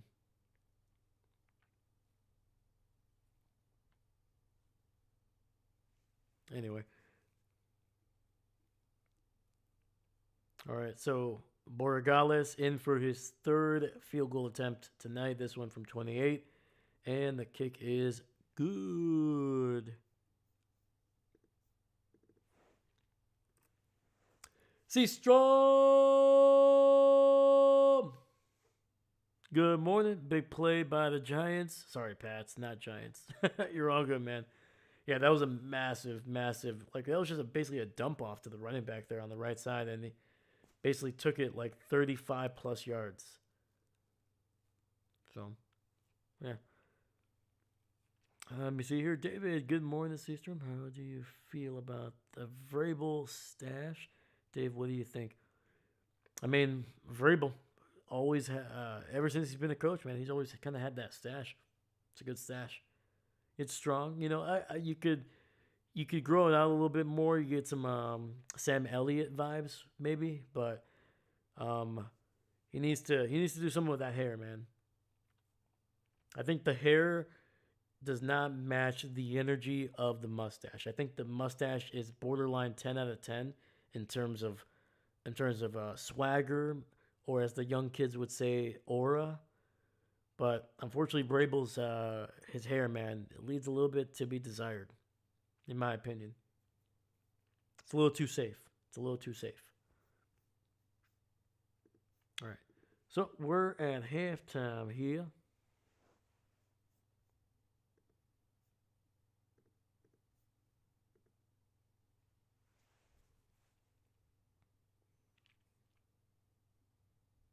David, I wanted a pick six, but no. No, we got a dumb 94-yard punt return. What the heck? Unbelievable. Unbelievable. Also, what the heck is going on here? Why is Travion Henderson not getting the ball in this game? Let me see here. I need 11 more points out of him. I need 11 more points.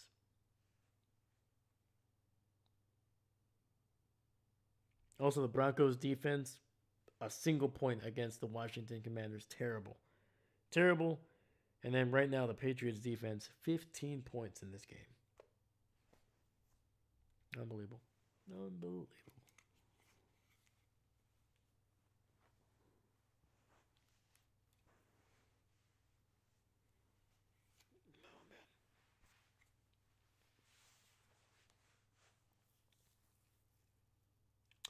I don't know. I don't think the stash fits him properly.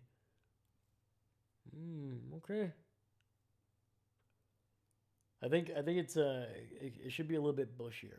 I will say that. Like I'm talking about like a Sam Elliott kind of stash, man. Do you think he needs to shave it off completely, or is it more of just like there needs to be a little bit more volume to it? What's going on? What do you think the issue is with the stash?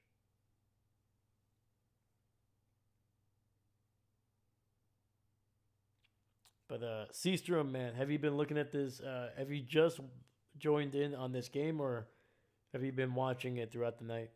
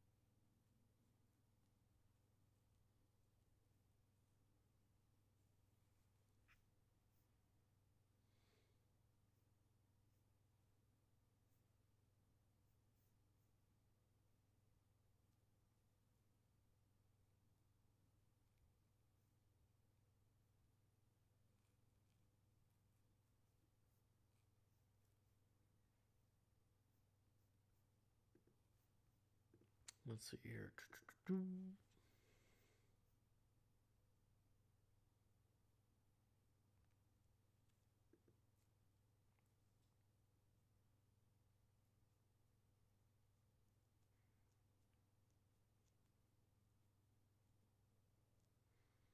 It says Mike Kafka not going for it on 4th and 1, down by 20 is such a loser mentality. Holy cow. Some tough words right there. Jeez.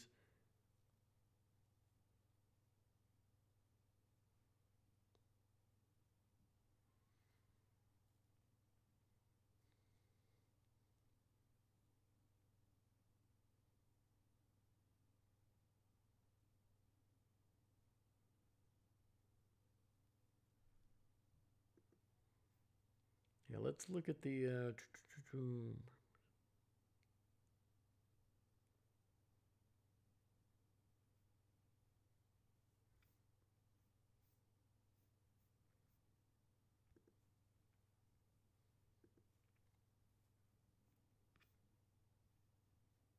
Yeah, let's look at the stats here. So, Jaxson Dart, 8 of 11, 67 yards, 1 touchdown, no interceptions. Devin Singletary, 9 for 40.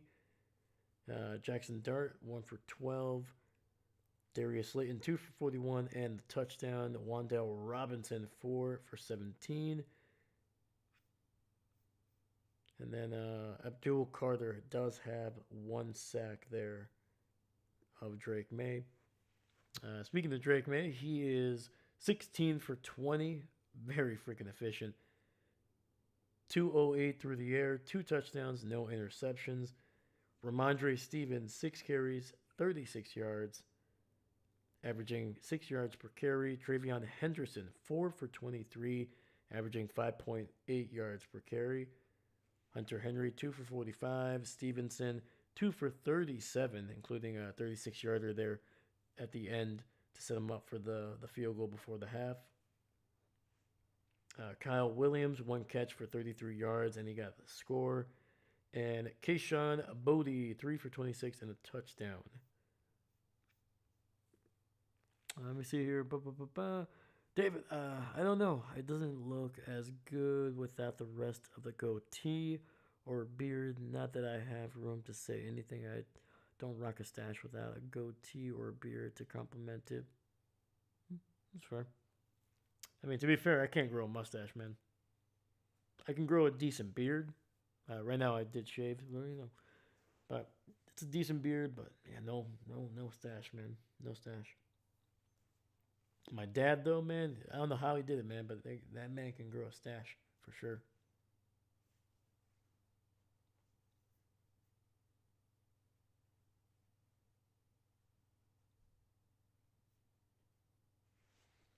Yeah, right now the Giants barely over 100 yards on offense, 104 versus the 269 for the Patriots. Patriots are averaging 8.4 yards per carry, and the Giants are averaging half of that, 4.2.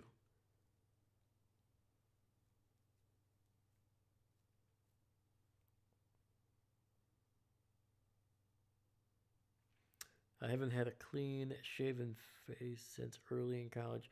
Yeah, I don't really like how I look without a beard or some type of facial hair. I just don't like it. I think the last time I truly shaved all of this down was a couple months ago. I was helping my nephew learn how to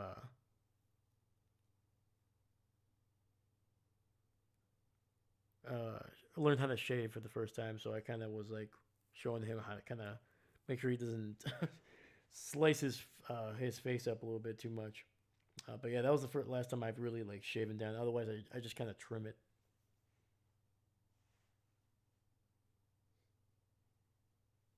And yes, we're talking about facial here because there's not a whole lot to talk about. The Patriots are just whooping butt, whether it's on the ground or through the air. They only have 62 rushing yards, but they've also only rushed about 10 times with their running back. So that's, I mean, they're averaging a healthy 6 yards per carry. So I'm trying to see here. Third down efficiency, Giants are 2 for 6. Patriots are not much better. Actually, they're 3 for 6 on third down.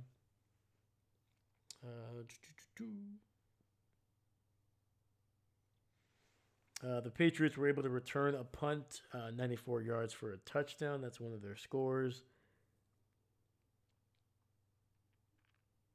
And otherwise, and then obviously the Giants did fumble on one of their kickoffs there in the second quarter. So other than that, man, the Patriots are not super efficient on in the red zone. They've come away with just one single touchdown in the red zone on 4 trips.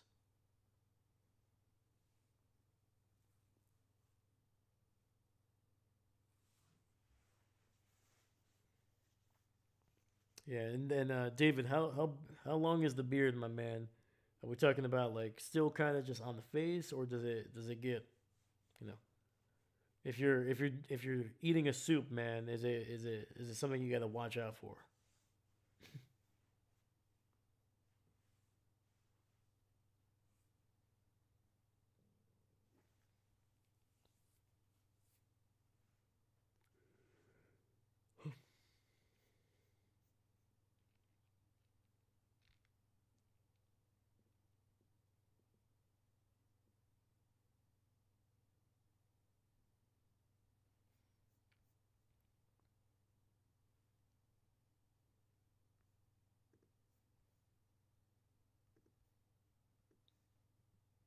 All right. So we talked about the stats here. Let's finish up talking about these defensive stats for these teams coming into this game.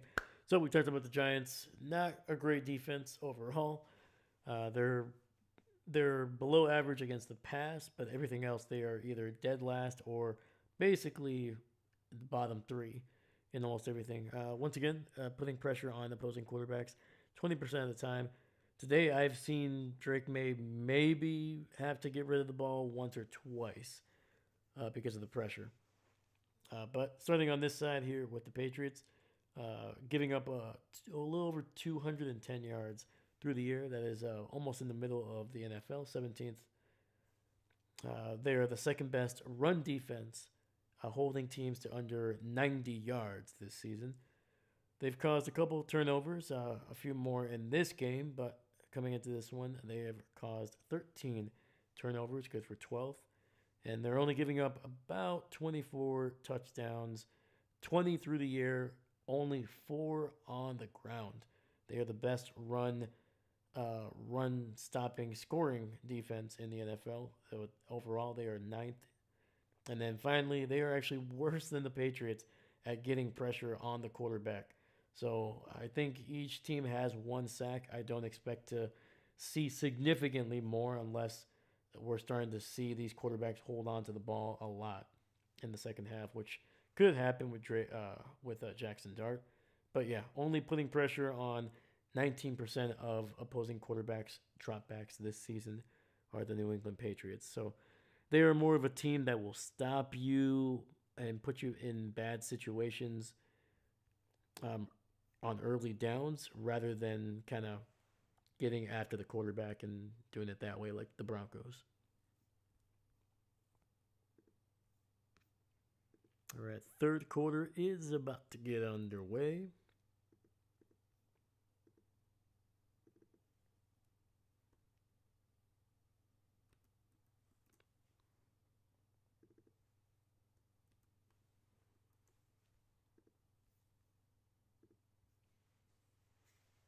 And the Giants will get the ball to start the second half here, so that hopefully they can get something going, man.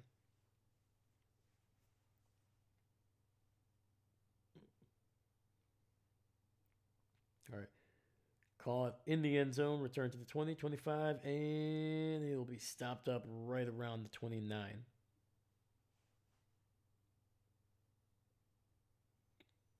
And that is Devin Singletary making the return as the primary returner for the Giants was basically knocked out cold in the first half and likely not going to be coming back.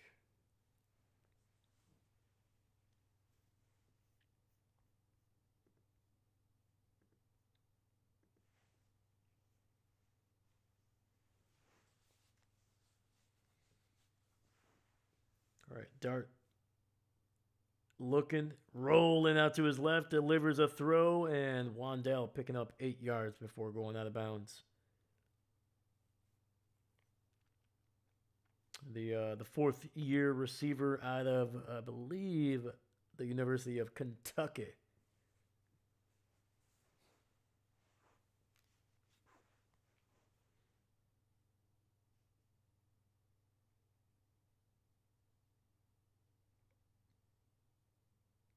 All right, Dart under center, single back in the backfield. Hands it off. I believe that is going to be Singletary, and he is going to be fighting for extra yardage. Will get the first down, it looks like, and a nice gain of about 3 or 4.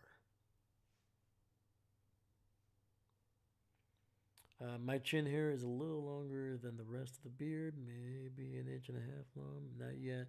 Dangerous around soup, but it's on its way. There we go. Oh yeah. I think the longest I've ever had my beard was like just enough where I needed to double check for crumbs for sure. Throws to the left. He's got a man, and it's Theo Johnson catching it down to the 42 in Patriots territory. It's a nice little. It's almost like a little jump ball, like a almost like a sky hook throw by Jaxson Dart. That thing kind of just drifted in the air, almost gliding through it.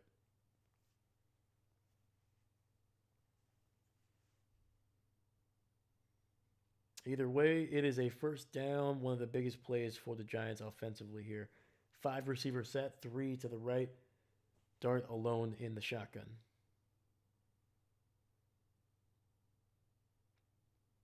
Looks, throws. Wandale stays on his feet, but is unfortunately, since he was moving backwards and then he went forwards, I think he ended up losing about a yard or two there on the second effort.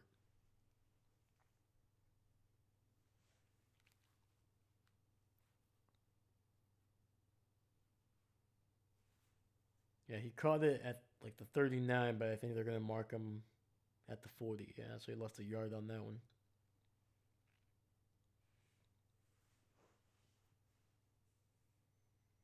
All right. Dart under center, single back in the backfield. Hands it off, and that's going to be picking up about 4 or 5 there down near the 35.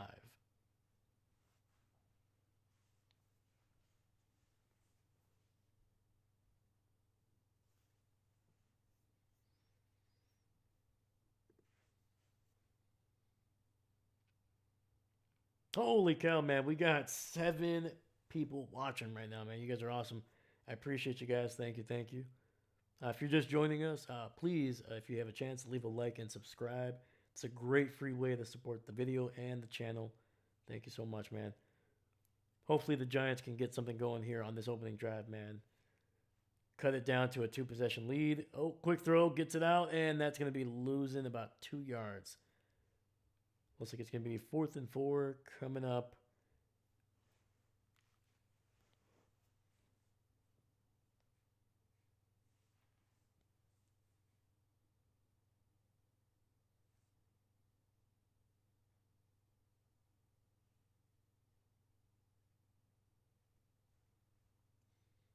Sorry, 4th and 6 coming up here. Oh.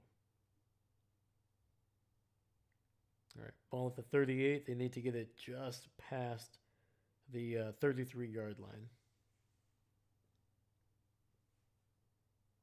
All right, Dart in the shotgun. Has a little bit of time over the middle, and it's right through the hands of Theo Johnson. There was some tight coverage there by Mapu, and it's going to be a turnover on downs.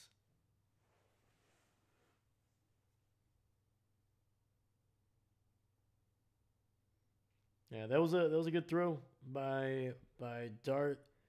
It was a tough catch for Johnson, man, but it's one of those where if you drop one earlier in the year that you should have made, you got to make a tough one to make up for it, man.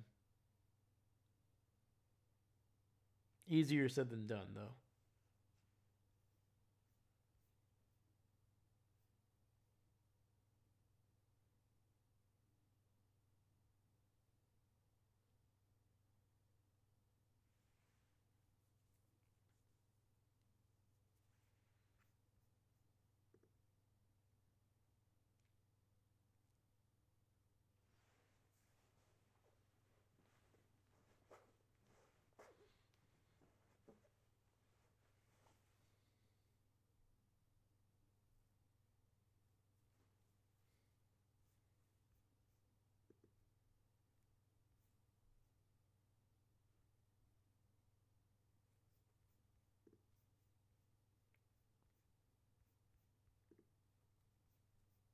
Yeah, I'm trying to come away with like something to discuss outside of the Patriots, man. I'm trying to find like positive things that the Giants have been able to do, but it's been rough, man. Like their offense, like even with Jameis Winston, was by no means perfect, man. They had some really rough drives. Obviously, there were some turnovers here and there, but they were at times explosive, very explosive. Sometimes for stretches at a time. And I don't think it's necessarily Jaxson Dart is the issue. Like even before he got injured, before he got the concussion, or at least the latest one, they were moving down the field. They were putting up points. Like I said, they were actually better at rushing the ball as a team overall when he was on the field. Then with Jameis Winston, obviously not as much of an athletic guy as Jackson is, and they were able to kind of transition to more of a passing team that really was able to push the ball down the field. But tonight, man, I don't know if it's because they're trying to protect Dart, which they probably should. But yeah, man, there's just the running game has been okay. It just has not been explosive or consistent enough. All right. So it was a turnover on down. So what is going on here? Come on.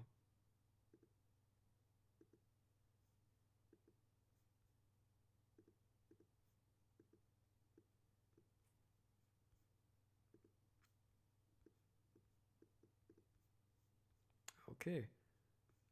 Sorry about that. LBS was just acting up for a second there, but anyway, it was a run up the middle on first down, and they picked up 4 yards, and now this one gets nothing on that one. So 3rd and 6 coming up for the Patriots. Yep, I was trying to. That's why I was like, it was acting up. I was trying to move the ball over, but even though I was clicking on it, it was not wanting to select it. And I was like, what is going on here? And I thought maybe there's another overlay that was on top of it. No.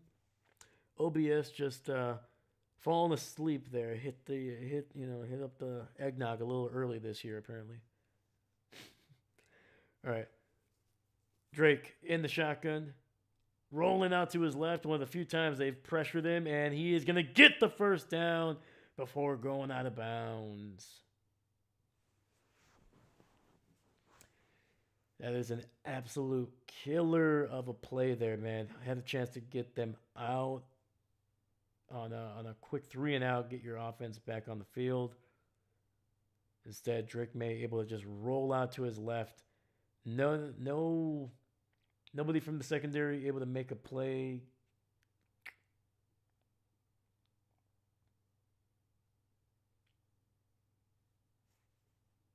But Dahlia, thank you.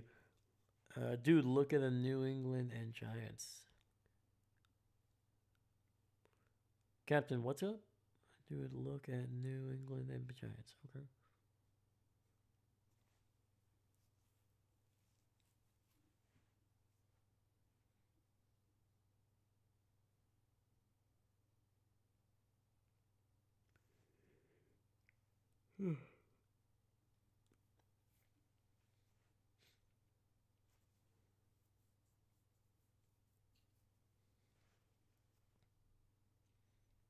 All right, 2nd and 8. Drake with time throws to the left, and he's got Douglas able to tap the toes and pick up about 10 yards and a first down.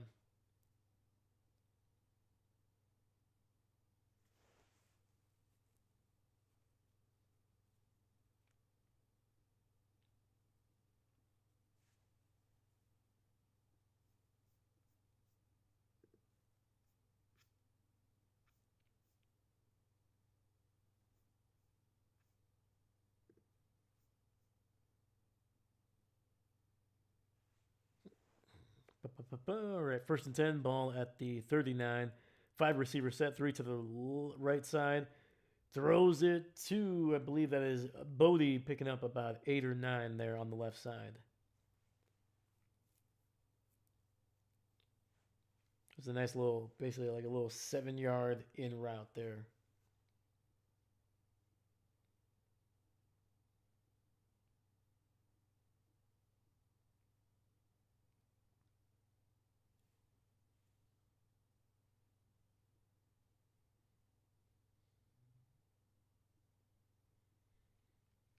Handoff up the middle, trying to pick up the 1 yard, and that is not gonna work. So 3rd and 1 coming up for the Patriots.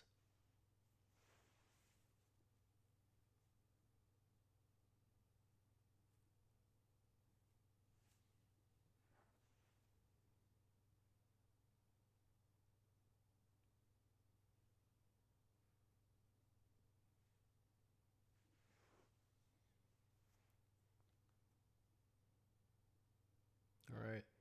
Patriots in the eye. They're going to hand it off to Stevenson, and he is going to be dropped for a loss here. So 4th down coming up.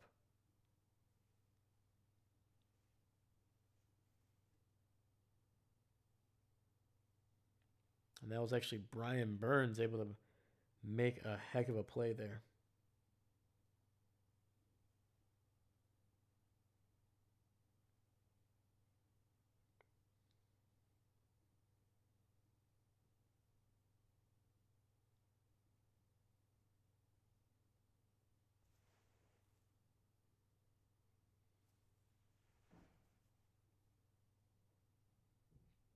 And May looking, throws to the left, finds the soft spot in the zone, literally in between three Giants players.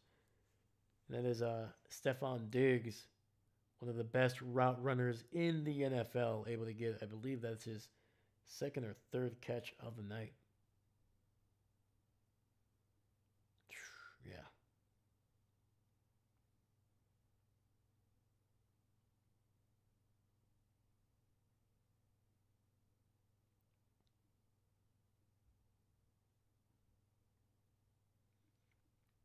All right, 1st and 10, ball at the 26 there. Toss to the right. Trying to get it to Stevenson, and he is able to get away from a tackle, but will still lose about a yard on the play. Give it to Travion Henderson. Like, what is going on here? Come on. He's been great. He's been great the last, like, month.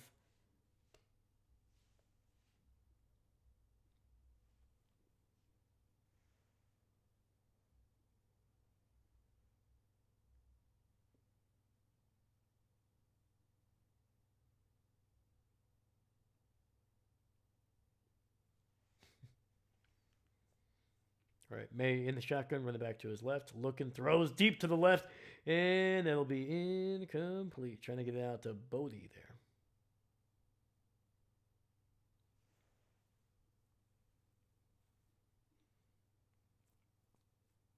All right, we got 3rd and 11.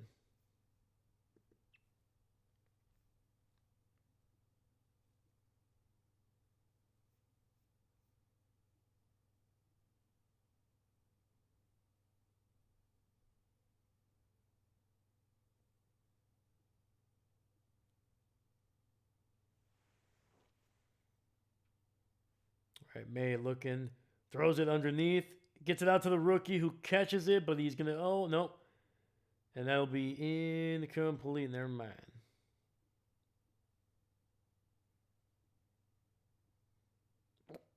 Wah, wah.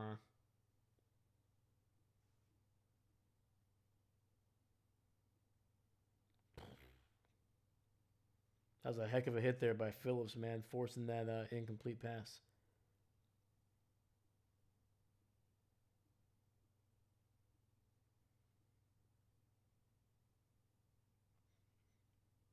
All right. Borregales out for his 4th field goal attempt. This one from 45.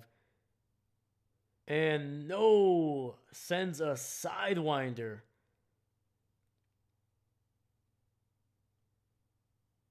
Woo, that thing was not spinning end over end. Was it blocked? No. Yeah, that thing he sent that thing just spinning. Looked like a flying saucer out there, man. Ooh.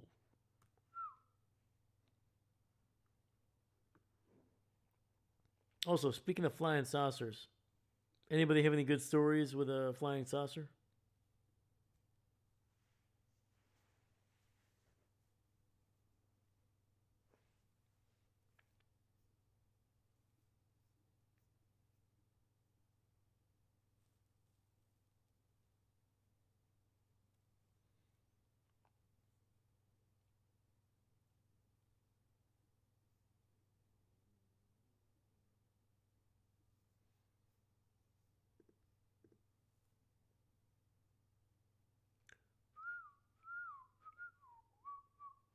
Holy cow, man. 8 people watching right now, man. You guys are awesome. Appreciate you spending your Monday with us. If you're just joining us or you're brand new, please, if you have a chance, leave a like, subscribe. It's a great free way to support us on the channel here. And also, if you get a chance, hit up the chat. Let me know who you're expecting or who you were expecting to win tonight. And is there any game next week you're looking forward to? David, no flying saucer, but I did make a can of pop explode in mid ooh, in midair. Like you were on a plane or just kind of like jumping on the trampoline and just, just shook it up a little bit.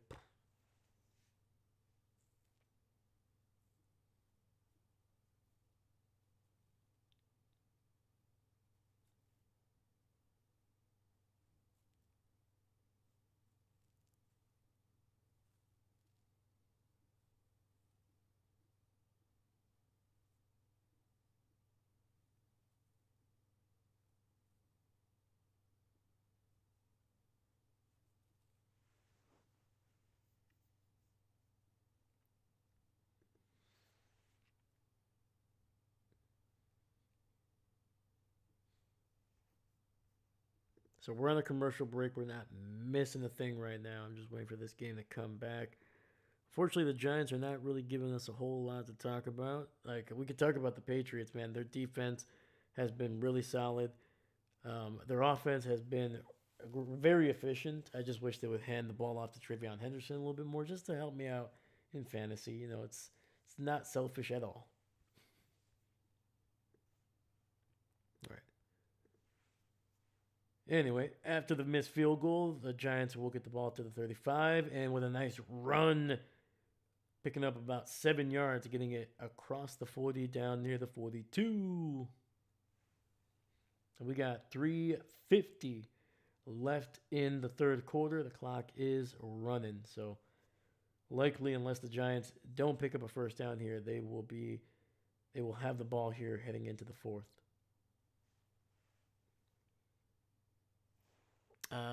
12 gauge shot. Ooh, nice.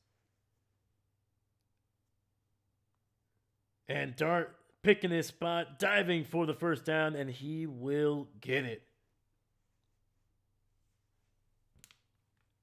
Oh, gotcha. 12 gauge, shotgun. Mm. Yeah, I actually shot a shotgun for the first time a couple months ago. Um, I'm a very, very short guy, so I don't have really long arms, so I couldn't hold it up here, so I kind of had to hold it by my hip. Luckily, nothing bad happened. Obviously, we were safe about it. We weren't dumb about it, but yeah. So I was very aware of how silly and funny it looked holding a shotgun. But yeah, I'm not really sure what the gauge was on that one. So, and there was a quick throw to Wandell, picks up about 6 or 7 there, going to the left side. But yeah, man. Yeah.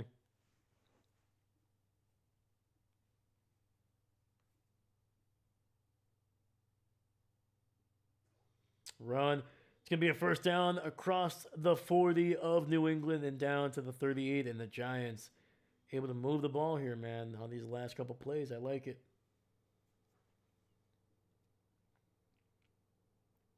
Even if the Patriots are playing a little bit more of a softer coverage, softer defense to make sure that they don't get hit over the top, giving up a score early or very quickly, still, man, the Giants have been able to move the ball well on the ground with Singletary. I think before at halftime he was averaging about 5 yards per carry. And Tracy, nice cut there, and he picks up about 7.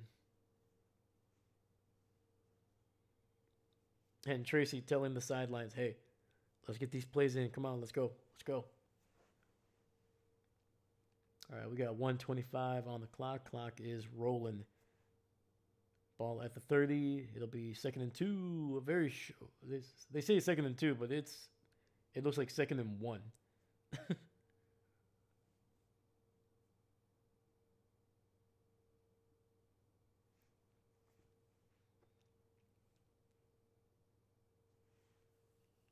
And it looks like there's going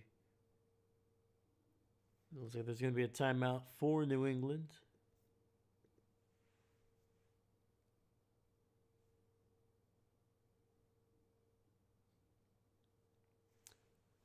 Still no indication on the broadcast, but we will see here.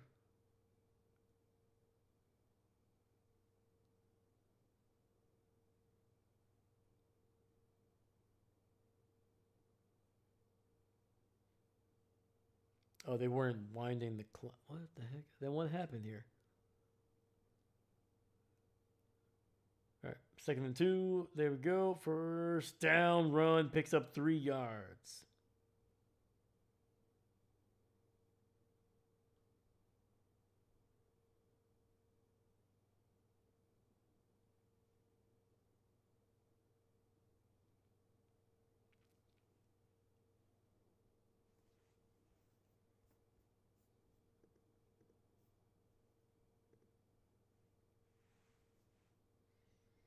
All right, hand off to the left, and that'll pick up about a yard. That is it. Dang.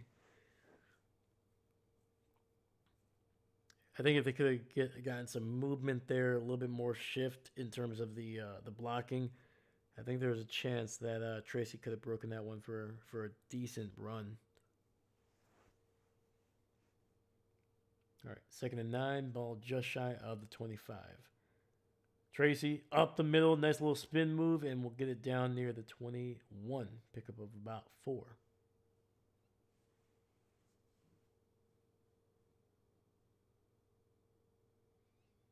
All right. That'll be the final play of the third. We head to the fourth with the same score we had at halftime. The Patriots up 23 points here, 30-7. Giants do have the ball, and they are marching. They are nearing the red zone here. They will have a 3rd down play coming up when we come back.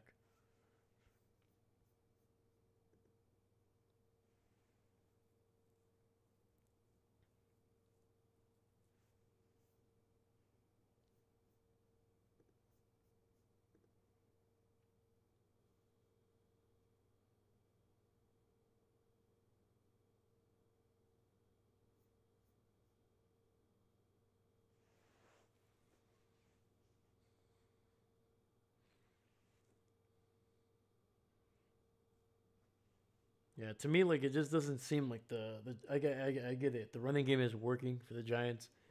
This is more about. This isn't really necessarily about winning the game at this point, even though, I mean, we've seen teams come back from a lot less than 23 down.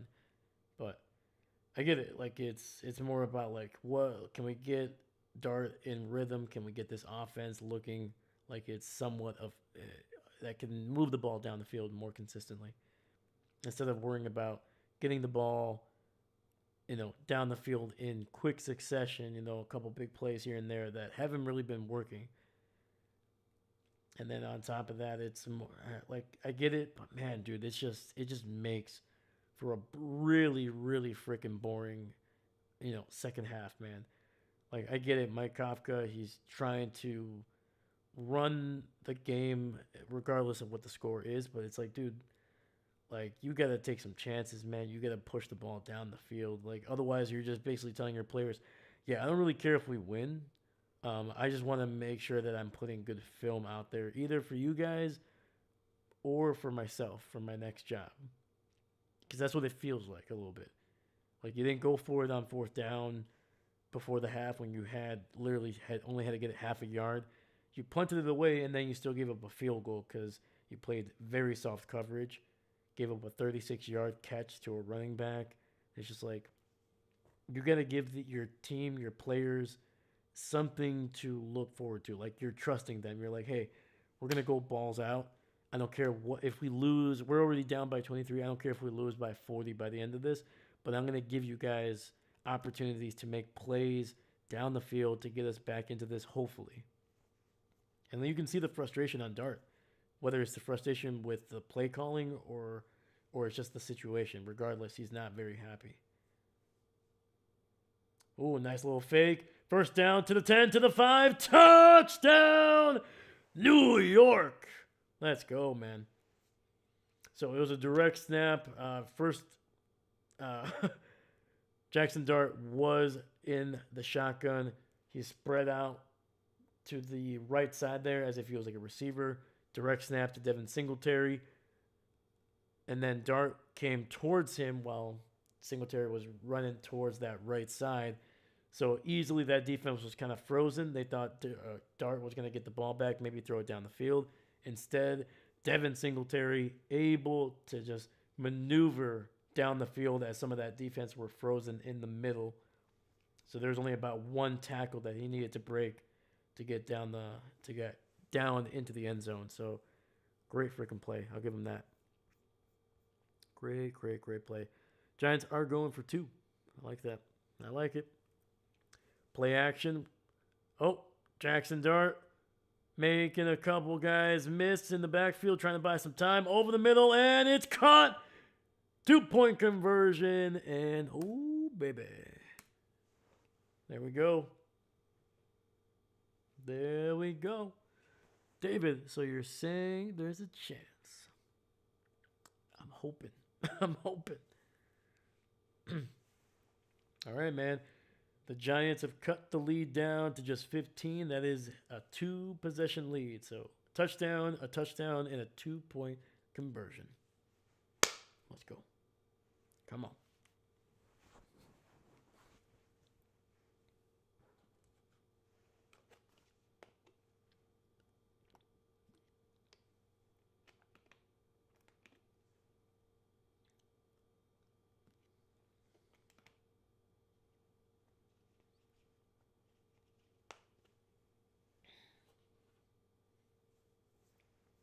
Also, I love that Dumb and Dumber reference, my man.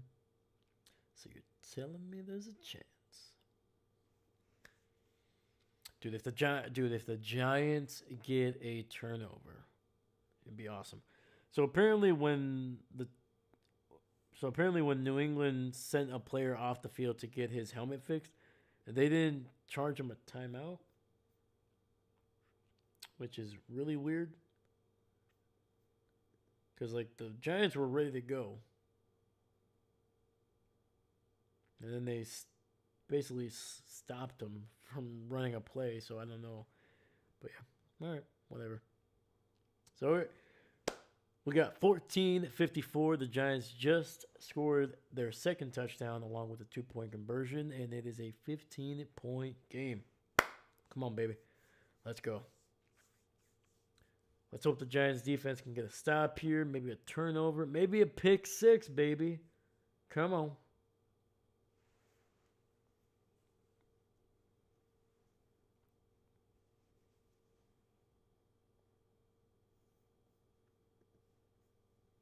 Dude, if we get a pick 6 here, man, Christmas will have definitely come in early today. The Giants should get a free pick 6. That's what I'm saying, man. It's the holiday season, man. The holiday season.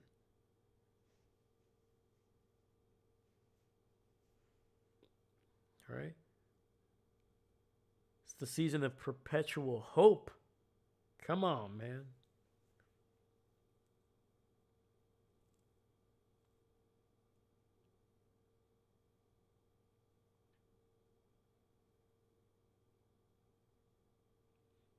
And Jaxson Dart right now is telling them, hey, it's a 2-score game. He's telling everybody on that sideline, hey, come on. Just give us a chance. And if we score again, man, it is all right there.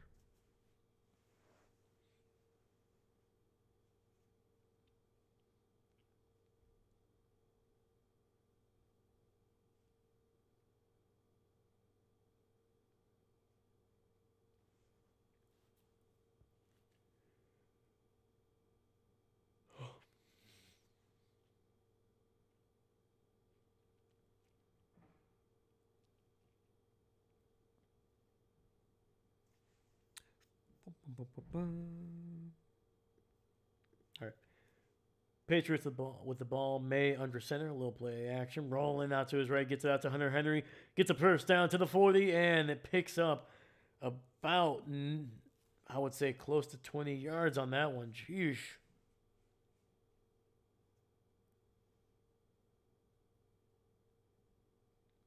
And officially picked up 19 on that flat route on the right side.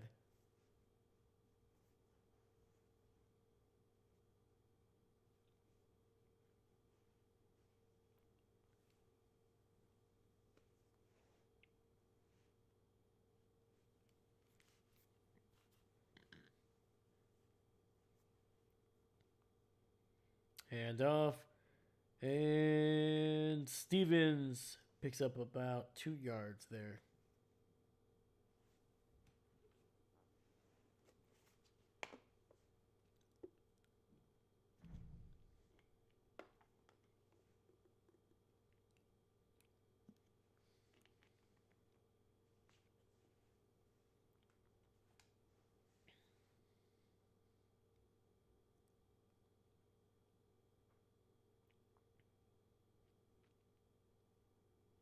All right. 2nd and 8, ball at the 45. May under center, 2 receivers to the left, single back in the backfield. Play action. Almost no pressure. Gets it out to Travion Henderson, and he will get a first down, and they're going to be in Giants territory down to the 43.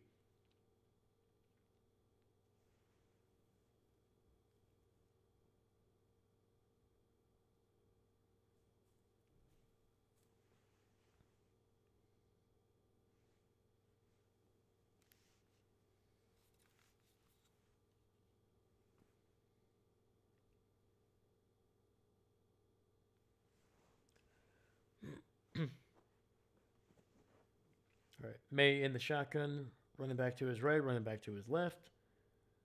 Hands it off, and Henderson able to pick up about 3 yards there down to the 40.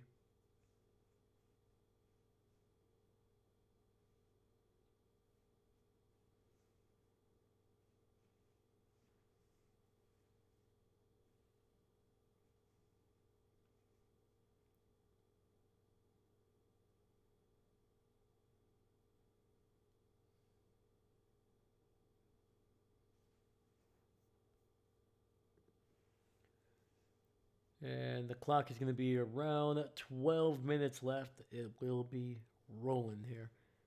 May in the shotgun. Looking, pressured, and down he goes. Back near the 45.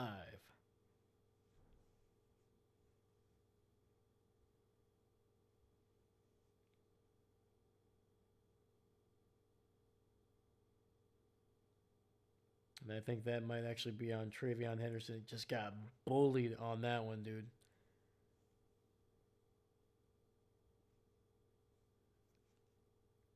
Well, maybe that's the reason why they haven't really been putting him on the field. Not a great pass blocker. All right, May in the shotgun, 3 receivers to the right. Gets it out to Henderson, and he... Oh, no, that's Stevenson picking up about 2 or 3 yards.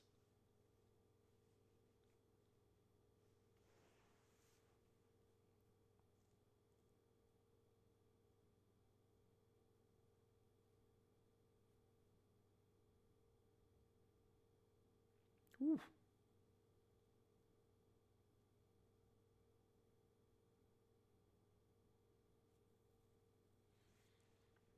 All right, man. You got to give credit to the Giants' defense. They got to stop. So instead of trying a 60-yard field goal here, they're just going to probably punt this one away. But not before taking a delay of game.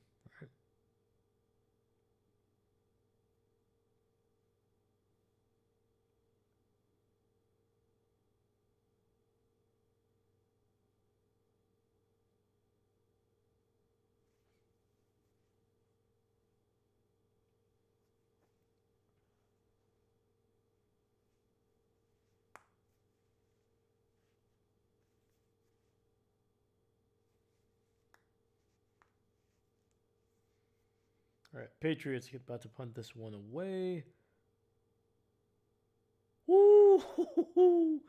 That nearly got blocked, man. And it'll be fair caught at the 14.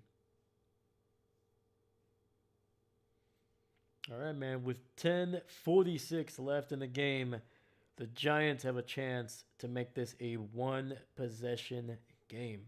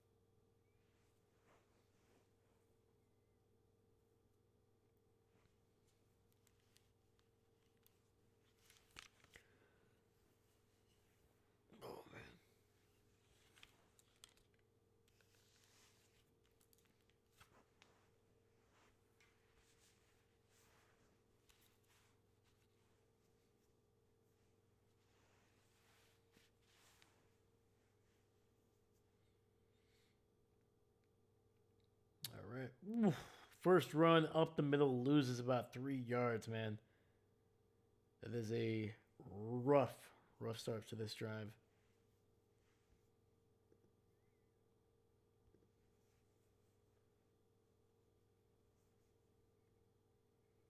That was a Jennings with a great play there, man, able to get some penetration and bring down the running back.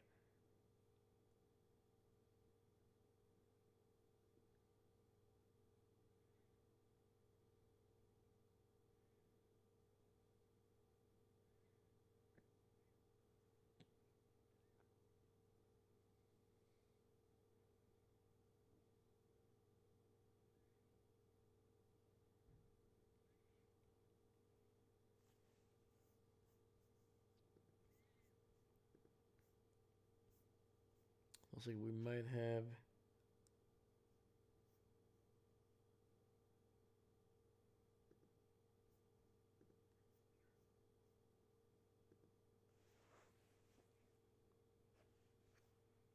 Also, we might have a player down on the ground here. And that is Tyrone Tracy. He is. So we're going to go to a commercial break here.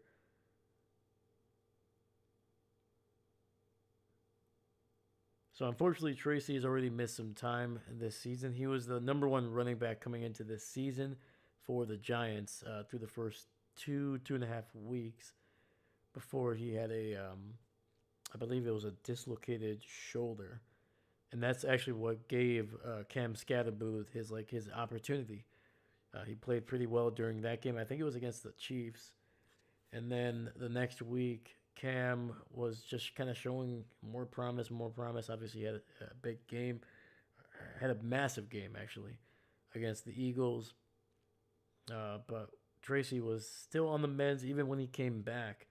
Scatterboo was still the number one guy, but obviously with Cam getting that nasty ankle injury, Tracy has been slowly but surely kind of becoming the number one running back a little bit. Singletary has kind of definitely eaten into his opportunities and at times has looked like the better of the two backs.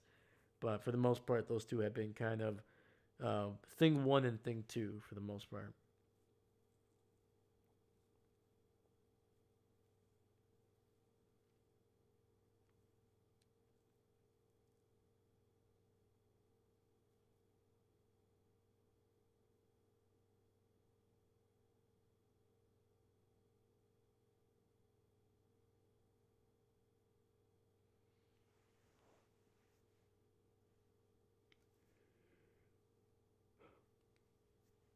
Ooh, jeez. Another helmet to helmet hit. That's what it was.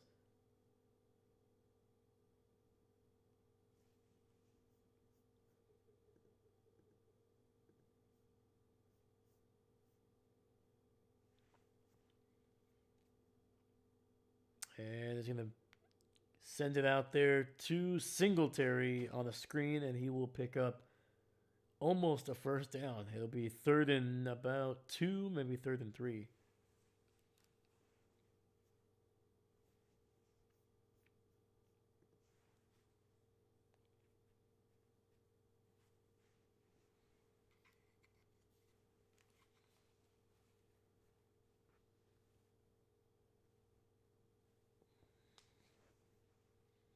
Third and two. Jaxson Dart scrambling up the middle, and he will pick up the first down, gain of about 3 or 4. And the Giants keep moving the chains here, man. We got 9:30 on the clock. The clock is running.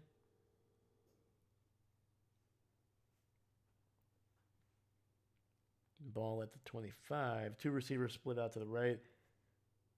Dart in the shotgun, hands it off to Singletary, and he picks up a yard.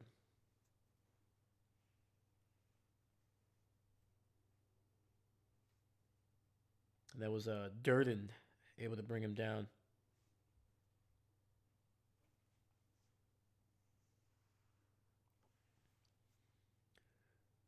So bad news. It looks like Tracy, even though he's not like laying flat, but he's sitting on a cart that is being taken into the locker room. So wasn't able to put a whole lot of pressure on his foot apparently on his left leg.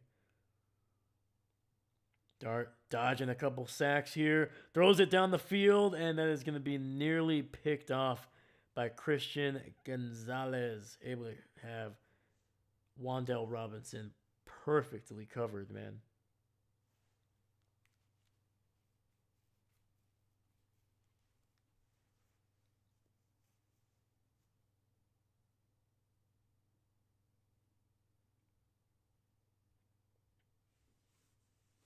All right, man. We got 3rd and 9. I'm assuming the Giants will probably go for it on 4th, especially if they can get this to 4th and short.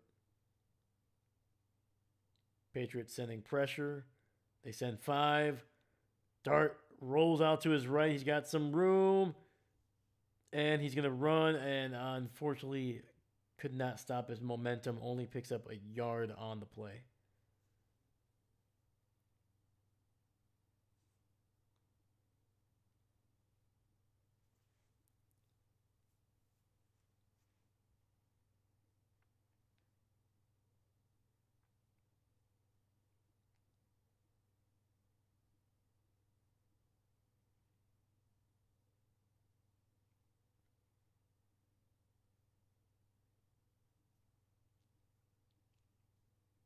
All right. Well, Giants are going to punt this one away. It's going to be caught at the 25. It's going to be a decent return to the 30 through the 35. And there is going to be probably around the 36th.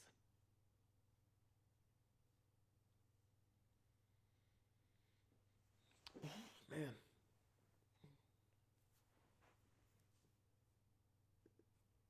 All right, man. Patriots with the ball.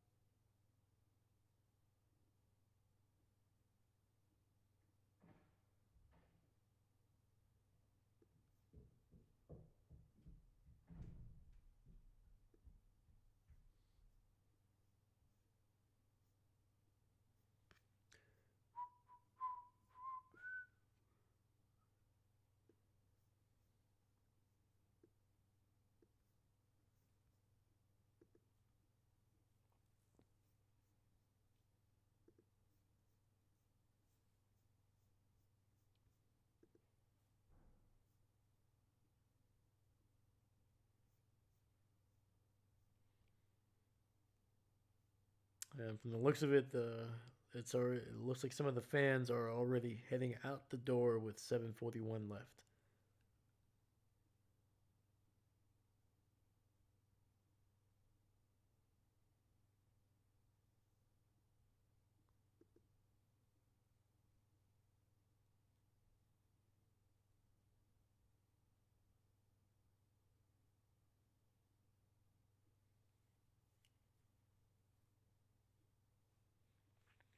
I stepped away for a bit. Doesn't look like I missed much. No, unfortunately, man, not really. Unfortunately, you did miss. Well, maybe fortunately, you missed one of the another Giants player um, getting hurt. He got hit in the head, but it looked like he actually injured his. Might have been his left foot. He wasn't able to walk to the locker room. They had to cart him to the locker room. Yeah, it was Tyrone Tracy was the player that was hurt for the Giants. And it's going to be Henderson, it looks like, picking up about 5 or 6 yards there.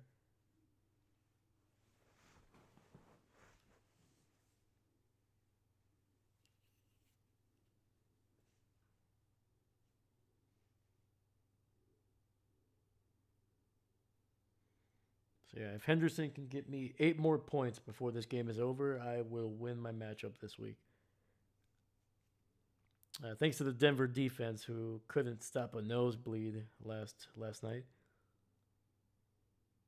There we go. Yes, breaking it to the 50, to the 40, to the 35, and down near the 30-yard line. And there's the rookie with an explosive run.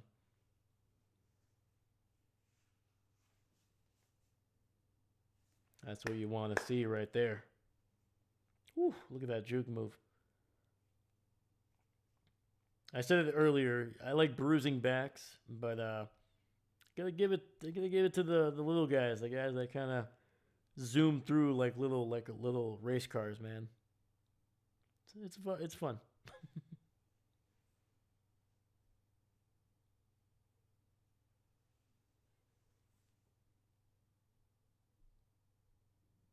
And down the field, wide open, and that is Hunter Henry with another touchdown. We do have a flag, though. I think this might be on the offense.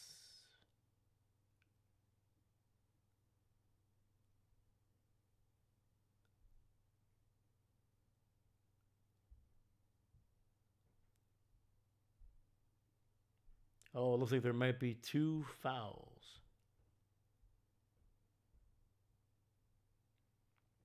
One on the offense, illegal shift. And then one is on the defense. So offsetting penalties, and that'll be just redoing the down. I want to see a pick six. 100%, man. 100%.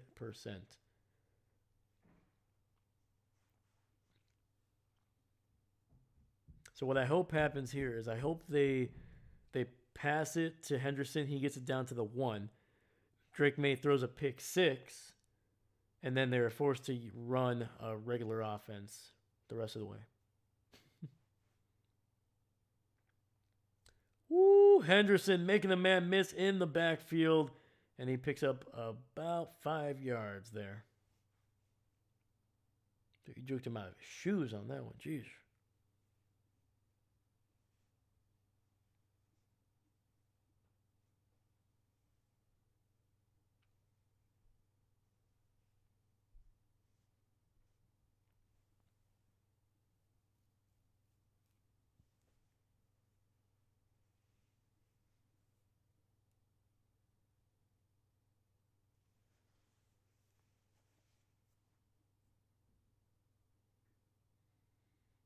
And it's going to be out, I believe that is Bodie. Nope. Stephon Diggs picking up what looks like it might be a first down. We'll see. Nope, 3rd and 1 coming up.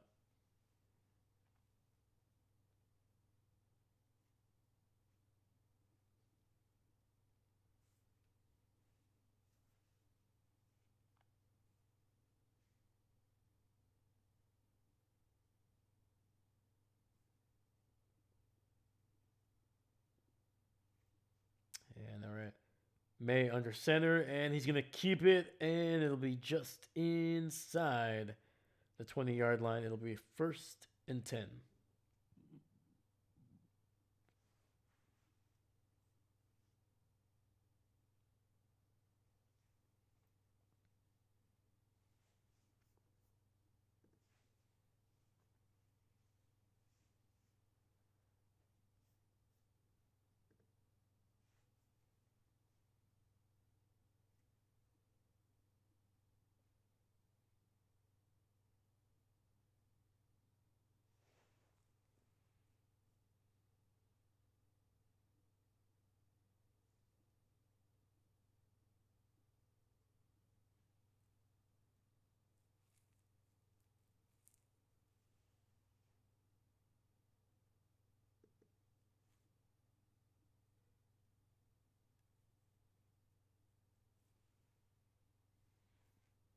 It looks like the Giants used a timeout here. I don't know why. There's 4:46 left here.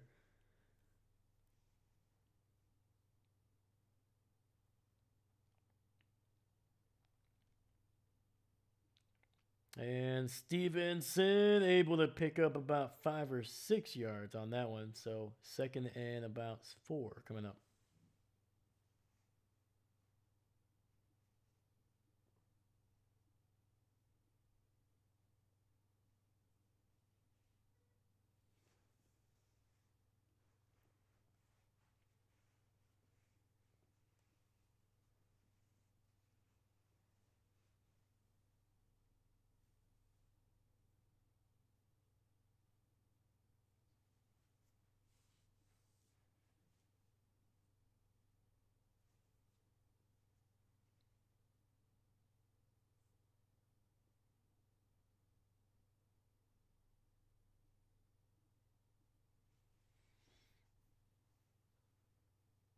Giants use their second. Drake May pressured. Great blitz. He's running. He's running. He's going to slide for a loss of 1, maybe 2.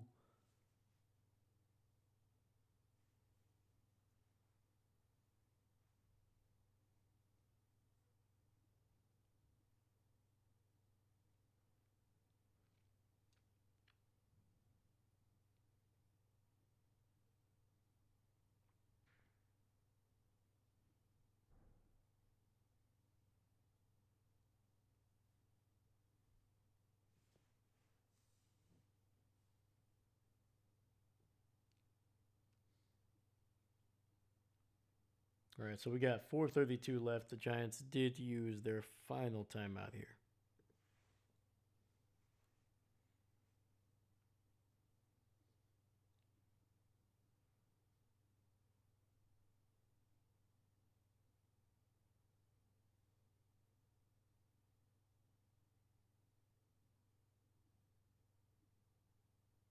All right, May in the shotgun.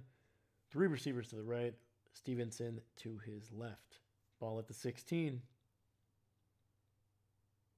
Takes the snap, pressure over the middle, and gets the first down. First and goal for the Patriots. Once again, the Giants can no longer stop the clock.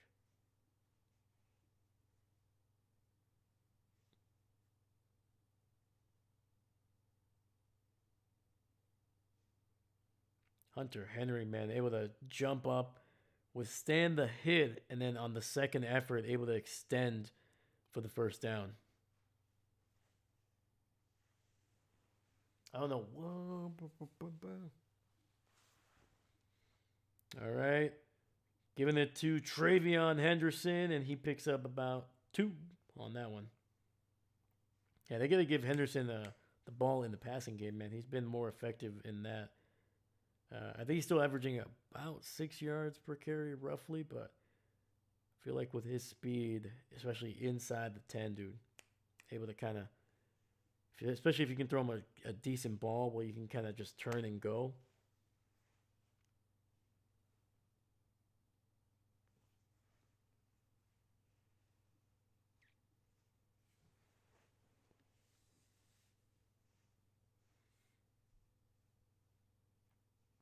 All right, 5 receiver set, 3 to the right. And incomplete, trying to get it to Hunter Henry there in the slot on the right side. But the safety, Belton, able to make a play on the ball.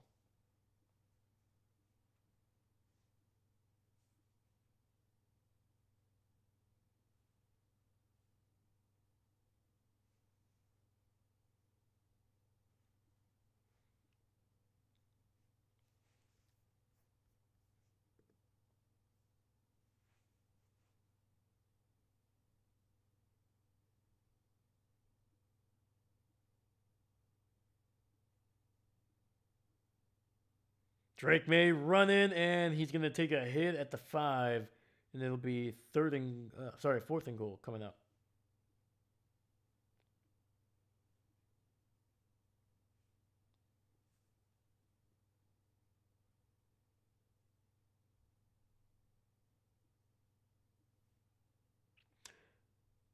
Does Belton have a rat tail? I don't think it's a rat tail. I think it's just like it's not necessarily dreads. I think it's just the hair is just very tightly wound. It's like I don't know the term, but what the heck is it called? It's like when you cross the hairs. I don't know. All right. Well, they're gonna have to send. They're gonna have to settle for a field goal on this drive, and unfortunately, that'll likely be the final chance that I have to try to win my matchup this week, and I will come up about 4 points short. Dang it.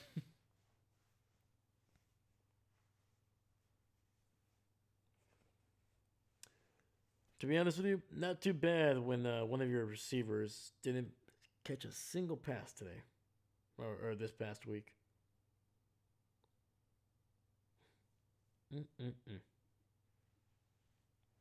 I believe the term is looks ridiculous.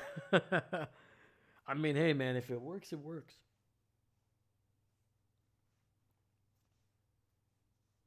All right, I'm just saying, if the ladies love it, if the family is accepting, you know, and if your job allows it, why not? All right. So with that last field goal, it is an 18-point lead that is once again reestablishing a three possession lead. So unless even if the Giants are able to return this kick for a touchdown, uh, there's just probably not going to be enough time.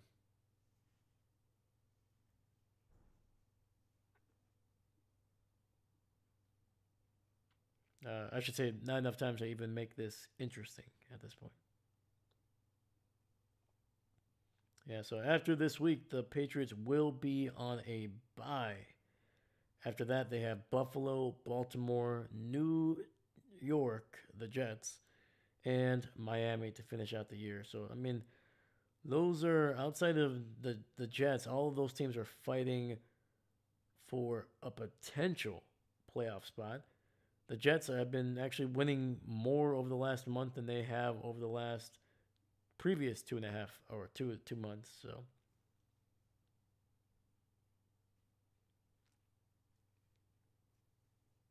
plus that'll be a divisional game too. So it can, it's all those can be a little wonky. All right. There's a quick throw to the right, picked up 6 yards, 2nd and 4. Dart in the shotgun, looking, throws it out, and breaks the tackle and will pick up a first down. That is Devin Singletary, one of the few healthy running backs the Giants have here.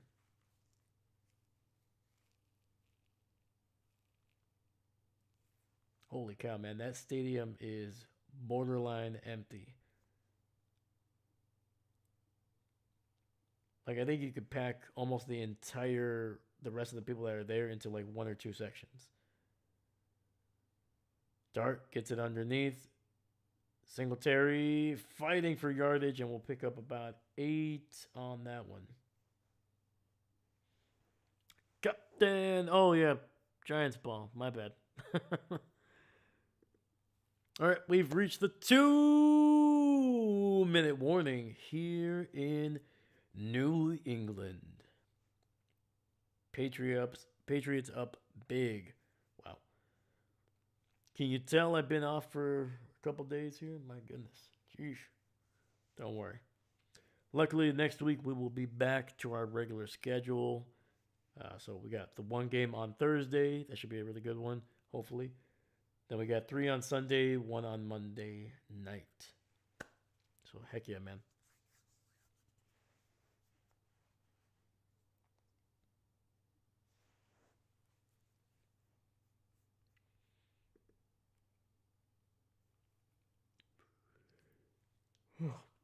So the Patriots will improve to 11-2. They will be the number 1 seed in the AFC, but again, they do have a bye. They have as many losses as the Broncos. The Broncos have just played one less game because they already have had their bye.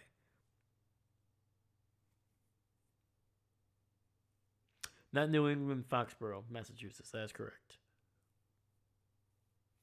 That is correct, my man. You are correct.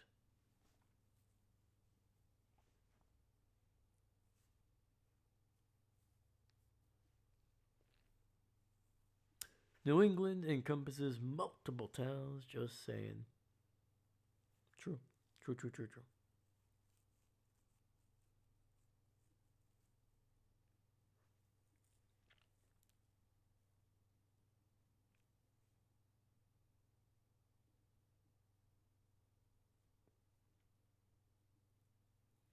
Yeah, I think this is going to be 10 consecutive wins now for the Patriots.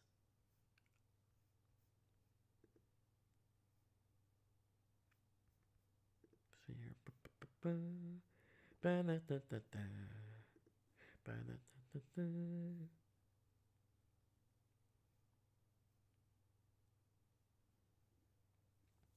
Yeah, they lost to the Raiders in week one, which is insane to think about that now. They beat the Dolphins. They lost to the Steelers, and yeah, they started out the season 1-2, and since then they have gone on a 10-game winning streak. They've beat the Panthers, the Bills, the Saints, the Titans, the Browns, the Falcons, the Buccaneers, the Jets, the Bengals, and now they're about a minute 54 away from beating the Giants here. Jaxson Dart pressured, and down he goes for a sack, and it'll be third down coming up. That is Christian. Oh, sorry. That is a Ponder with the sack, and he's having a decent night, man.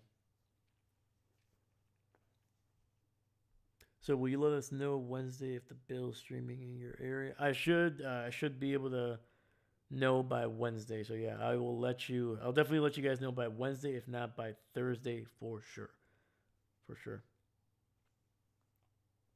All right, 3rd and 8. Pressure. Dart throws one up over the middle, and it'll be incomplete. Trying to get it to Hodgins there. And we got 4th and 8 coming up.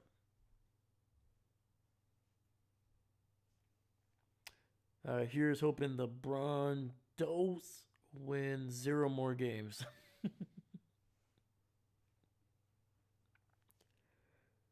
Bow down before your true AFC overlords, the New England Foxborough Patriots. That's how that works, right? All right. So Patriots are about to send the house here, probably. They do. Holy cow. Overloading it over the middle, and the ball is tipped incomplete. Turnover on downs, and that is going to be Christian Ellis, who has also had an incredible game. And that is the Giants' last opportunity for anything in this game.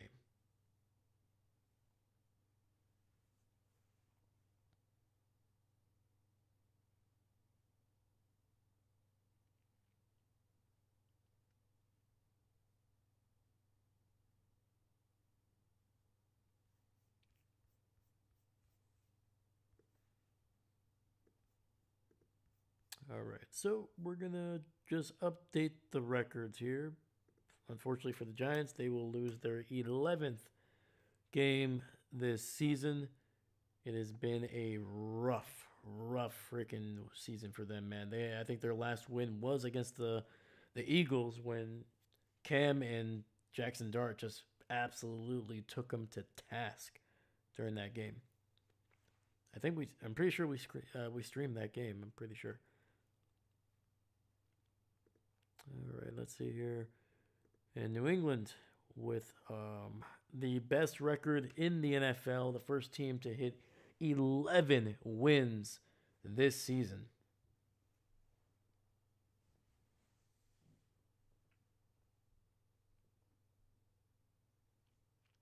The first team since 1999 with a 10-game win streak after losing 13 plus games the previous season, man.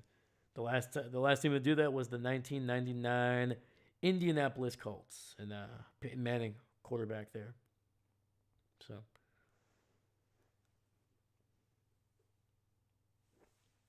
all right, that is the final score here on Monday. Whoop, not F, not 4F, just F.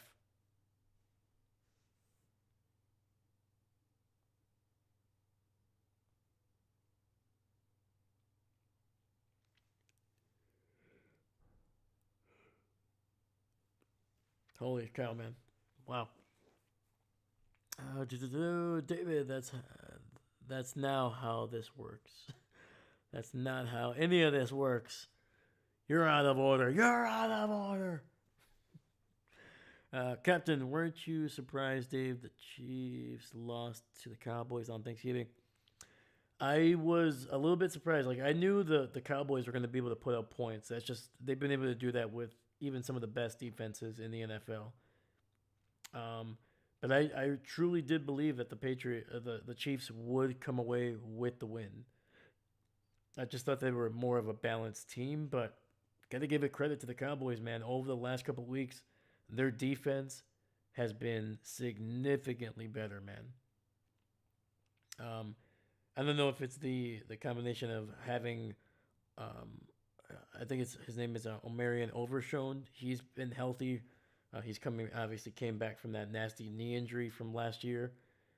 Um, I think some of the secondary guys are getting healthier as well. Yeah, man, it's a combination of a lot of things, and I think Dallas is one of those teams right now that you don't really want to play against, and you hope that they probably don't make the playoffs. Even if they did, they might still lose. But just with the amount of firepower that they have on offense, and if their defense can continue to play like this, create turnovers, being able to make plays in the passing game, they're going to be a tough. They're going to be a tough out for any team the rest of the way. So yeah, I was definitely surprised. Definitely surprised. Let's see if the Cowgirls goes home with a win this Thursday. Oh my goodness, yeah. No, yeah, and like they both need it, man. The Cowboys need to continue to win. I think if they lose one more game, there's a good chance they don't make the playoffs. Right now, they're not in the playoff picture, but they're in the hunt for sure. And for the Detroit Lions, man, their season is slowly slipping away. They are in one of the more competitive divisions in football. I think borderline they're kind of up there with the NFC West. Um, though I think the NFC West teams may be a little bit more consistent, but I don't know, man. The Seahawks, their for a while there, they were looking. Their offense, I should say, is still struggling to find its rhythm that they had the first, I would say, like 7 weeks. I think the last 3 or 4 games for Sam Darnold and that offense have been inconsistent for sure.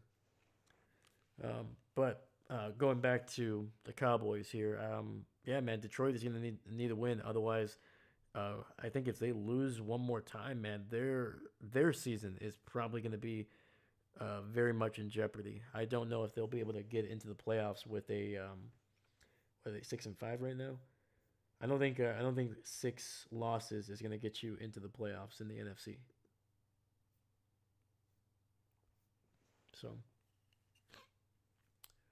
let me see here. Captain Rogers and the Steelers aren't making the playoffs. I mean, the only thing that's saving them and the Ravens is that one of those two teams is gonna have to win the division. That's the only way.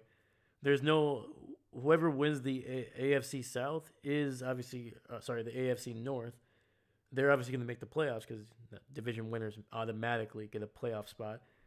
But whoever doesn't win that division doesn't matter if they have the same record or if they're just one game behind. They are not making the playoffs. I don't believe that. I think the Ravens and the Steelers are playing for a single playoff spot. So yeah. And right now, yeah, the Ravens did not play well against Joe Burrow. They could not get anything going against one of the worst defenses, not only this season but over the last 5 years. The Bengals defense is absolute garbage, man. So the fact that they could not get the ball moving is not a good sign for them.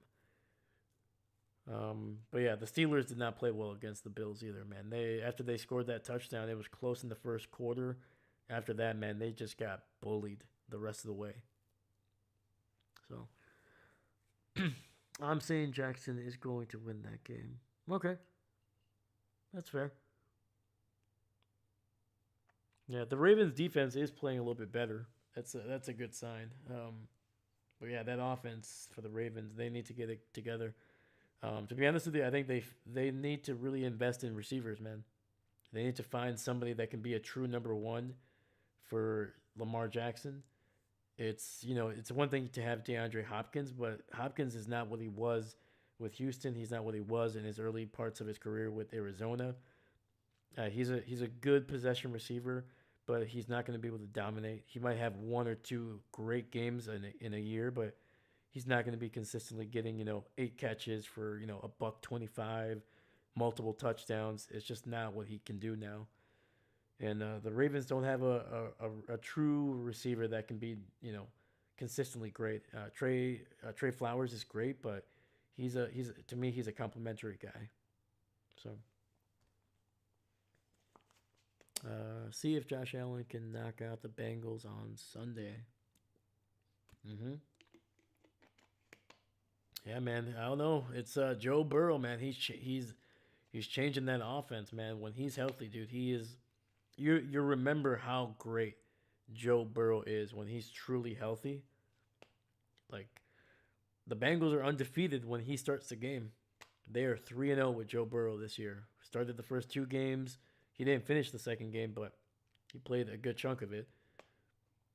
And then obviously this past week.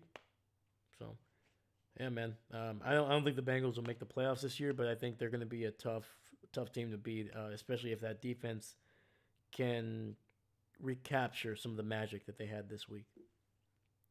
Because that's really what's keeping the Bengals from winning games during the absence of Joe Burrow, man. Like I think for a couple weeks Joe Flacco was playing well enough for them to win.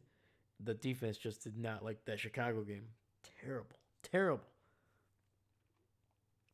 In snowy, cold Buffalo, New York. There we go. Dave, did you hear that the Bills are letting people buy their old seats? Because they're going to a new stadium. Gotcha. Heck yeah, dude. Boo! Joe Burrow should practice throwing pick sixes.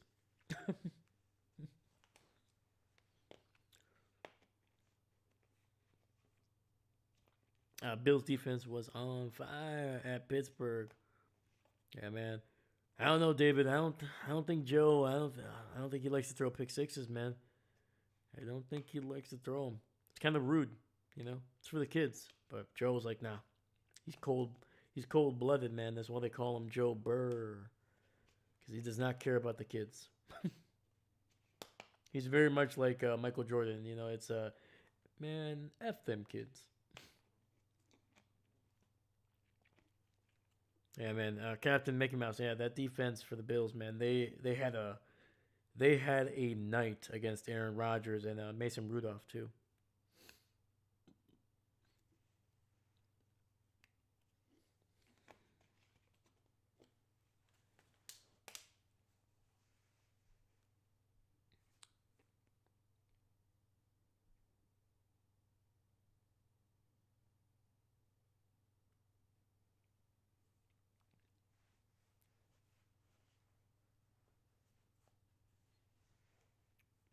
So before I leave here, let me give you. So I lost this week. I'm gonna lose this week. So these are the players that I started. Josh give me 16 points. Travis Etienne 5. Henderson 11. St. Brown nothing. Lad McConkey 14. Tyler Warren 11. Rico Dowdle 10. Broncos defense 1. And Josh Myers the give me the most points of anybody here with 19 points. And here's my bench. This is how bad of a week I had.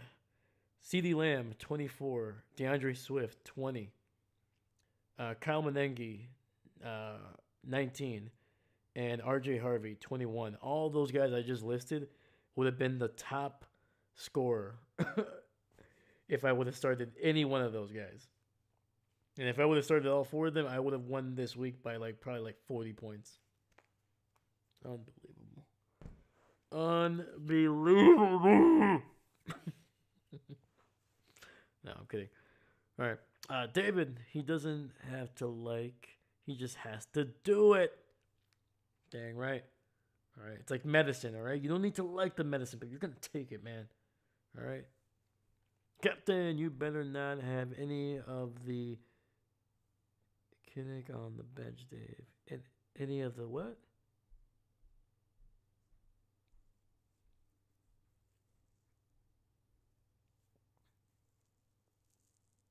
You're going to have to run that by me one more time, Cap.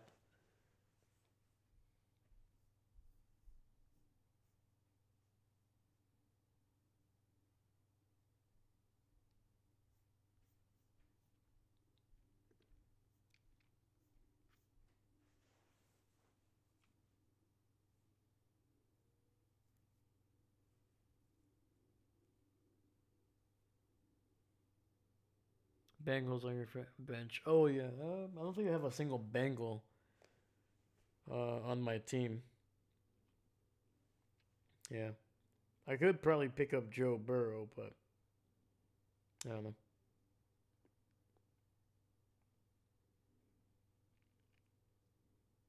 Yeah, I don't know. Anyway, holy freaking cow, man! What a week! I appreciate you guys sticking with me throughout this week. It was a little bit of up and down. Obviously, last week I mixed up the days. I thought that was gonna be last week, then this week, and then obviously not being able to do any games on Sunday. It was great, man. Like the being able to get together with my family. It's been a long time. I think the last time I had gotten together with them was probably during the summer. I think it was actually just before, like I think a couple days before the season started. And yeah, between work, doing this, and my other part-time job, I don't really get a chance to do much of anything outside of this. So it was awesome to spend some time with family, and I hope you guys get to spend some quality time with the family or friends or both. But thank you so much, guys. I appreciate you guys rocking with me still, and we'll be back to our regular schedule next week and probably for the next couple of weeks until probably the next holiday, so Christmas and stuff like that. So, don't you have the best NFL quarterback of 2025? Absolutely, man. Absolutely. That is Jameis Winston. That's my starting quarterback. No, no, I'm kidding. I have Josh Allen, man. Big old Josh. Or is yeah, man. Josh, he's been doing solid, man. He's had a couple rough games the last couple weeks. Defenses are kind of clamping down on him because, but he's been doing all right. But yeah, man. All right, guys. I think that's gonna be it for me tonight. I will catch you guys on Thursday. I'm gonna give a couple shout outs here. Don't you dare pick up Joe Burrow. Allen is the best of 2025. All right, man. All right.